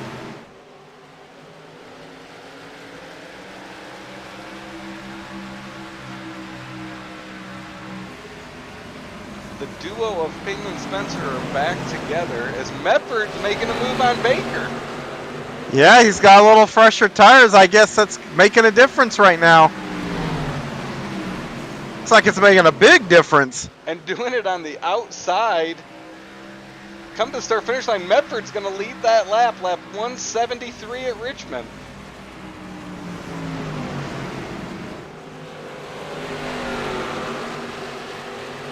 Pretty impressive by Medford, this green flag run, as he now takes the lead from Baker. Yeah, and Tyler Hilton has kind of nuzzled his way up into the top 5 and trying to go for third now.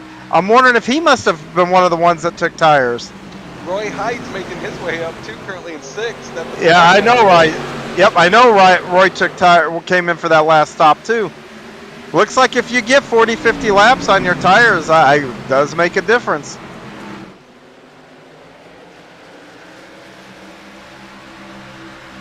As Ping and Spencer continue to battle for 4th, Roy Hyde looks to make a move, makes his move to the inside of Ping, and will try to follow through and move on to Spencer next. Yeah, and meanwhile, the 46, for the first time we've seen this all night, somebody's checking out on the 55. 25 laps to go in our Autism Awareness 200 at Richmond Raceway. The top 3 have really checked out. Spencer has Hyde right on his tail. And Medford now has an 8/10 second lead over Baker. Yeah, I think the 1 and the 11 there, Spencer and the one of Ping have maybe used their stuff up a little bit. Because now, look, that new tires, those guys that made the pit stop, it's totally working. The 2 is now, yeah. Hilton moves to the inside of Baker. Baker, who dominated the middle part of this race, is now under fire, possibly losing 2nd to Hilton. Yeah, we're hoping right now a caution comes out, because I'll venture to say if a caution comes out, he's coming to pit road to get some tires.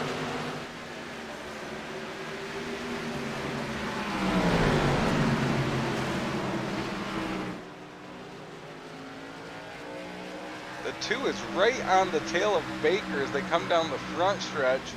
Hyde was also able to get past Spencer, and Hyde makes a move to the outside of the 2.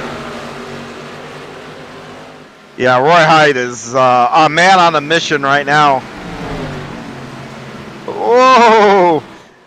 That's a really good job there for him not to turn anybody there. We saw Hyde win earlier this year at Auto Club Speedway. The 2 gets high in 1 and 2, and that opens the door for Hyde. But the 2 battles back coming out of 2. He pushed up the track, and he used that to get a great run. He just gassed it up when he was up there in that 3rd lane, and look at that. Uses it to his advantage, and he'll complete the pass for 2nd because of it. Now Hyde will try to move to the inside of Baker. Baker's now falling back to 4th with 20 laps to go.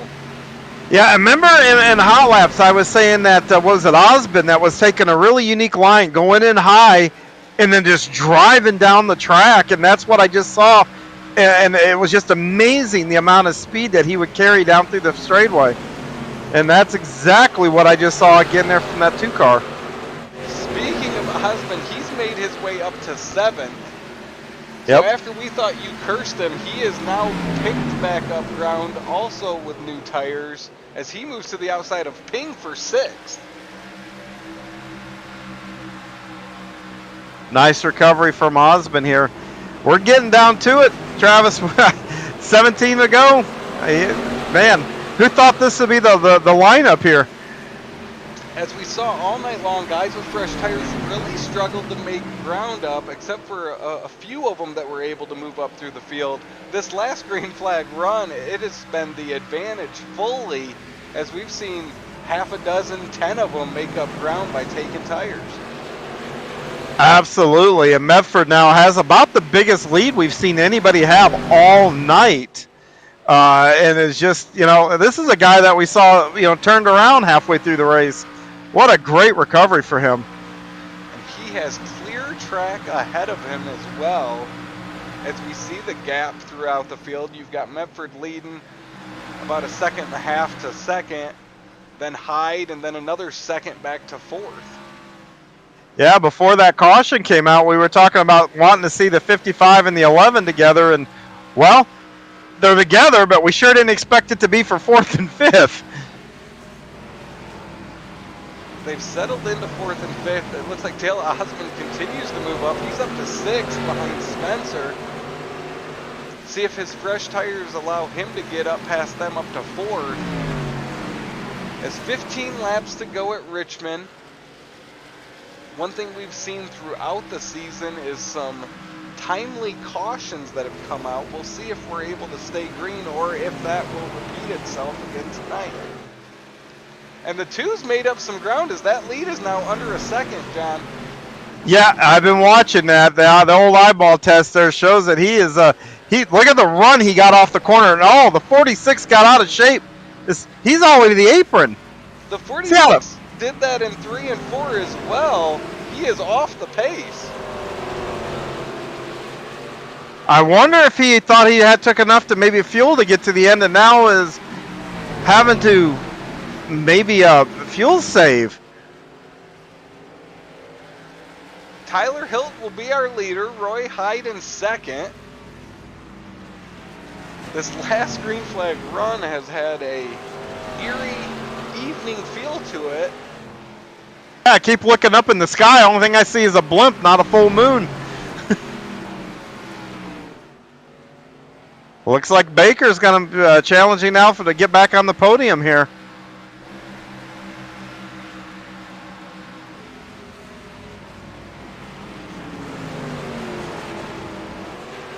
Wonder what happened with the 46, because he seems to be now at least somewhat back to full song. Baker tries to make a move on the inside as we've got 10 laps to go. Tyler Hilton looking for his first career Light Electric Company NextGen Series victory. He's got 23 career starts, 1 top 5, 10 top 10 finishes, and has led 55 laps in his career. And he is looking to hold on for 10 more laps, now 9, for his first career victory. But Roy Hyde is gaining ground and wants to make a battle here at Richmond. Yeah, and Travis, you called this right at the beginning. There's some guys that we haven't seen up front. Well, here you go. You called it probably a good race for a dark horse, and yeah, who's your pick for tomorrow night for the national championship game? I'm gonna go put money on them. Well, I would say Kansas would probably be my favorite. North Carolina would definitely be your dark horse and would probably net you some nice money if they did come through.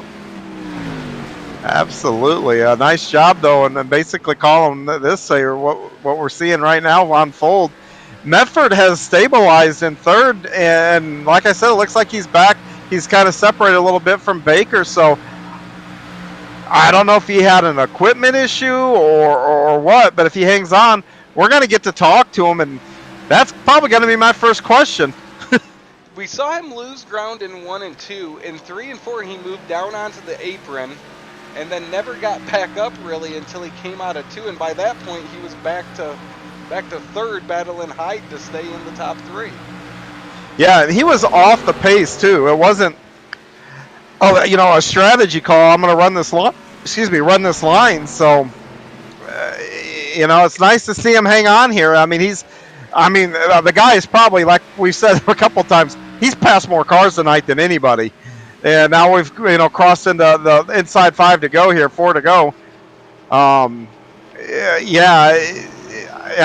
That's going to be my first question for him.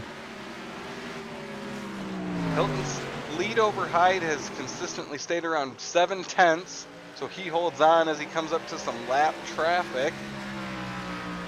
4 laps to go in the Autism Awareness 200.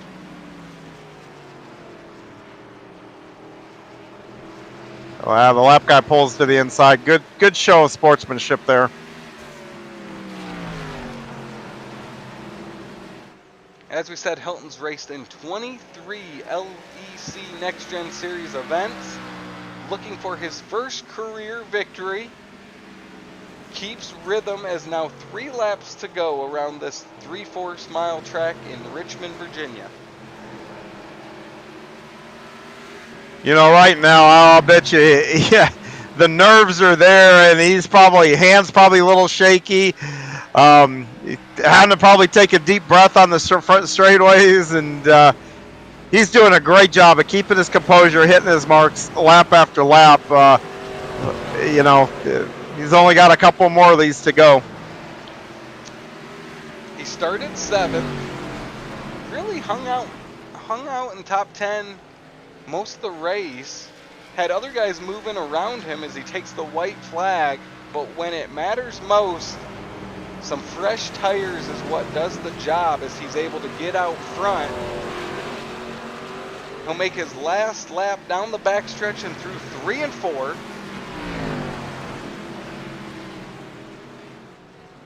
Tyler Hilton comes out of 4, and he will be the newest winner in the LEC Next Gen Series with the victory at Richmond. Roy Hyde's second, Chris Medford holds on for 3rd, Steve Baker falls back to 4th, and then Dale Osmond gets up to 5th.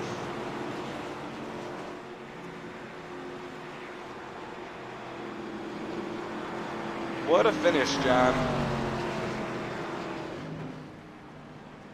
Yeah, and you know what? Another one. I mean, we seem to get these on a weekly basis from these guys, and just a fantastic race. Wow, a great finish there. As Tyler Hilton will celebrate his first career victory and then head to Century Victory Lane here on the front stretch at Richmond.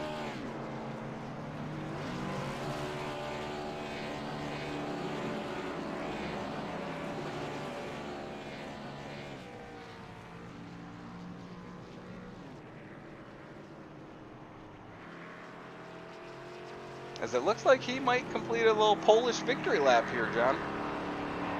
He should. He should take it in and enjoy, you know, a great accomplishment here, grabbing his first victory. You know, hell, he should take 2 of them. What a good job this guy did here, and especially closing laps, just hitting your marks. You know, letting it get into your head and everything else. That very impressive to, you know, just his 23rd start to walk away with a win. So as he makes his way back to Century Victory Lane, we'll wait for our top 3 finishers to climb out of their cars and be available, as it looks like he pulls into the old Victory Lane there on the inside of the front stretch.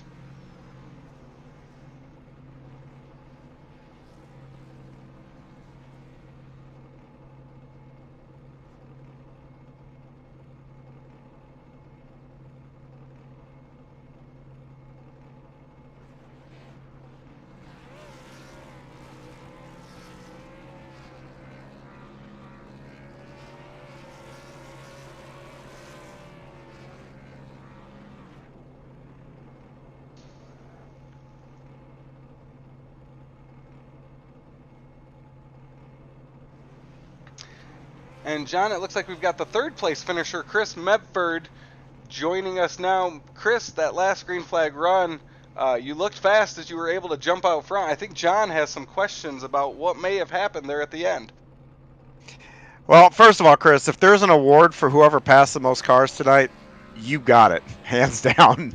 But the big question I have is, you had a nice lead there, and you pulled down to the apron down the front stretch. What happened there? So I use an Oculus, and I think a piece came out hit me in the eye, and it got one eye watery, and then the other one just started getting blurry and blurry just as I couldn't get the thing on my other eye, and I pulled the Oculus off and turned 3 and 4. I pulled off too far and it went black, so I just pulled down to the inside and just kind of squinted the rest of the way. Well, you did a nice recovery there. We knew something had to have happened, but like I said, if there's an award, I don't know, maybe you should get bonus points for this. But you passed more cars tonight. You went to the front to the back. I don't know how many times. Tell me, what about? Is it you just like Richmond? Was it just the setup that you had? Well, what was the the the big thing for you to be able to make moves like you did? I just love running short tracks. I kind of run it like a road course. Not saying I'm a road course A, so I just kind of like running road courses as well. Um, but no, you just got to have your braking points. You know how much to brake, let it roll, let it brake. Just certain things. And I've raced this track many times, and it kind of drives the same as everything else besides the new next gen cars. You really got to brake hard and let it roll. So um, it's just a fun little track. Um, I know Steve caught me there at the end, and me and him had a good little battle. But I think with me, not being able to drive the track very well, I think it really burnt my tires up. Well, that would be another question I have. A lot of different pit strategies tonight. Though you guys that took tires there at the end seemed to have a bit of an advantage, but early on when guys came in, 20 laps early, they weren't slicing and dicing through the field. What was tire wear like tonight? Once you got around 20 laps in, they evened out pretty close. But so that first stop where I stopped at, I just took some fuel because I know tires have been pretty important at the end, and I was only falling off half a second. I didn't take my first set of tires until I think it was like lap 112, if I recall. So tire wear was definitely there. The car was still fast. I mean, I was still able to make some moves there. They got caught up in a couple incidents there in the back, but no, I've let a couple kind of slip away here, and it's just good to actually get on the podium. Well, congratulations on a great run tonight, and like I said, all the cars passed. Who would you like to give a shout out to? Thank you guys for broadcasting. I know I've uh, talked to the guys, and the broadcast has definitely came a long way from the beginning of the season. So you guys are doing a great job, especially for being green behind the year. Shout out to my Falcon Motorsports teammates. Congrats to Tyler. Hell of a win. Roy, I think all three of us was just as fast as the other, and that's what me and Tyler said at the end. He said, it's almost whoever gets in front of each other. So had to make some couple aggressive moves, and then Tyler was there. And then I seen Roy kind of there with Tyler. So it was a good race for all of us. Good run for Steve. I know uh, he finished fourth, but dude was wicked fast. If I think if he was on the same strategy, I think he was one to beat. Um, Also like to thank Racer Riley, Zoe's Place, Lucky Finn Project, in honor of Troy and his little boy. Troy, I'm not sure if you're watching, but I hope you and Samantha enjoy your guys' little home away from home getaway. But yeah, I mean, it's been great. Thanks to the admins. Thanks for Jax finally coming back. I know she has gone for a little bit, but she's came back, so that's awesome. She's a number of brains behind this thing. Well, thank you very much for our compliment there. Congratulations again on a third place finish tonight, Chris. We'll see you next week. Absolutely, thank you. That's Chris Medford, our third place finisher tonight. John, I'm now with our second place finisher, Roy Hyde. Roy, could you kind of tell us about your night, including that last green flag run where you were able to make up so much ground on the leaders? The entire night turned into a tire strategy run on when to take them and when to not. We were really low on tire count. I think we had 2 sets laying in the pit. So when you took those was basically how your night was going to go. And I stretched it as long as I could. And then we had a caution with about 90 to go. And I know a bunch of guys took tires right there. And I ended up just getting fuel and staying on old tires. And luckily about 30 so laps later, the caution flew out and we were able to get some new tires and drive through the field with them. So the last 10 laps or so, you were about 7/10 behind Tyler. Was there anything you could have done differently to gain some ground on him there at the end, or was it you were on the same tires and that's where you were going to settle in since he was able to get there first? Yeah, we were on the same tires. I think there was a handful of us on that strategy, and I would make a little bit of gains, and then I would slide it in the corner, and he'd get it all back, and I'd make a couple more, and then he'd get it all back. So I think it was we were pretty evenly matched there at the end. I don't think I was going to be able to make too much on him. So it was another solid run for you. You already have one win this year.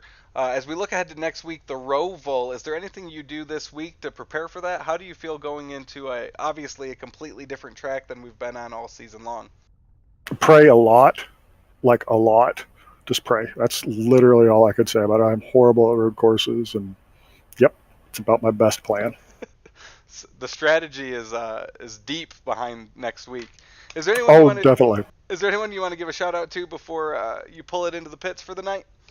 Oh, just always thank the wife first. She lets this old man sit back here and play on this stuff all day and have a fun with it. And then you guys up in the booth for broadcasting it, letting people see us, and getting the word out there. And all the admins that put this stuff on, I know that they go through a lot, especially all the shuffling that we've had in the off season. We had a lot of obstacles to overcome, and I think they're doing a really good job up there pulling it all together and making enjoyable races.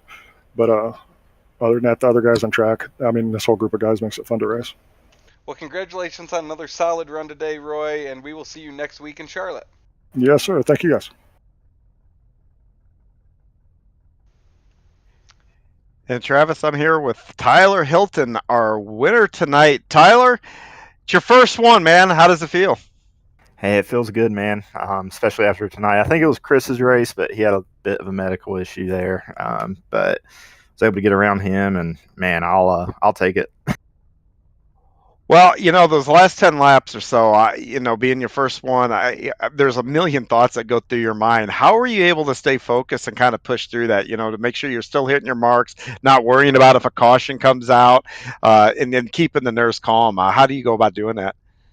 Yeah, I've definitely ran this group quite a bit. I know in some other leagues and stuff, I've got a couple wins on them and stuff, and just they are very experienced. They're very talented. Every single driver out here is top notch people. I mean, when it comes to racing on the sim, but man, those last 10 laps, I don't think there ever is a way to actually control it. You just try to focus on hitting your marks there, and I don't try to count down the laps in my head. I just try to let them go by and just focus on one thing at a time. And luckily tonight it paid off. Well, the decision to make that tire switch there at that last caution, how long did it take you to figure out? Oh, hey, we're going to go to the front here, because I saw some other guys make those tire gambles and didn't cut up through the field like you guys did on the last run. What do you think the difference was from when you guys pitted to when I've seen? I think that first caution that came out lap 22, we saw guys pit, take tires, and did not go through the field very well. Yeah, I think a big part of it was a lot of the leaders at that point, especially towards the end. They had already taken their last set of tires. We were only given 2 additional from what we started with tonight. I know Chris, myself, I think maybe Roy and KD were all pretty much saving a set, it looked like. And when we got that caution with about 35 laps to go, after we had about a 20-30 lap run, it just came out at the perfect time for us, and we were able to kind of make waves through there. We were a little bit aggressive going through, but that's what you got to do to get it done. And I didn't mean to make contact with Steve like I was doing and stuff. I mean, I was just trying to put my car in position where I could, and thankfully it worked out for us, and we got out to the front and was able to pull away. But yeah, it's definitely a lot of strategy tonight. A lot of guys had different things going on. Well, Tyler, it was a great race to watch, and it was really fun to watch you those last 10, 15 laps. You guys come through the field there the way you guys did.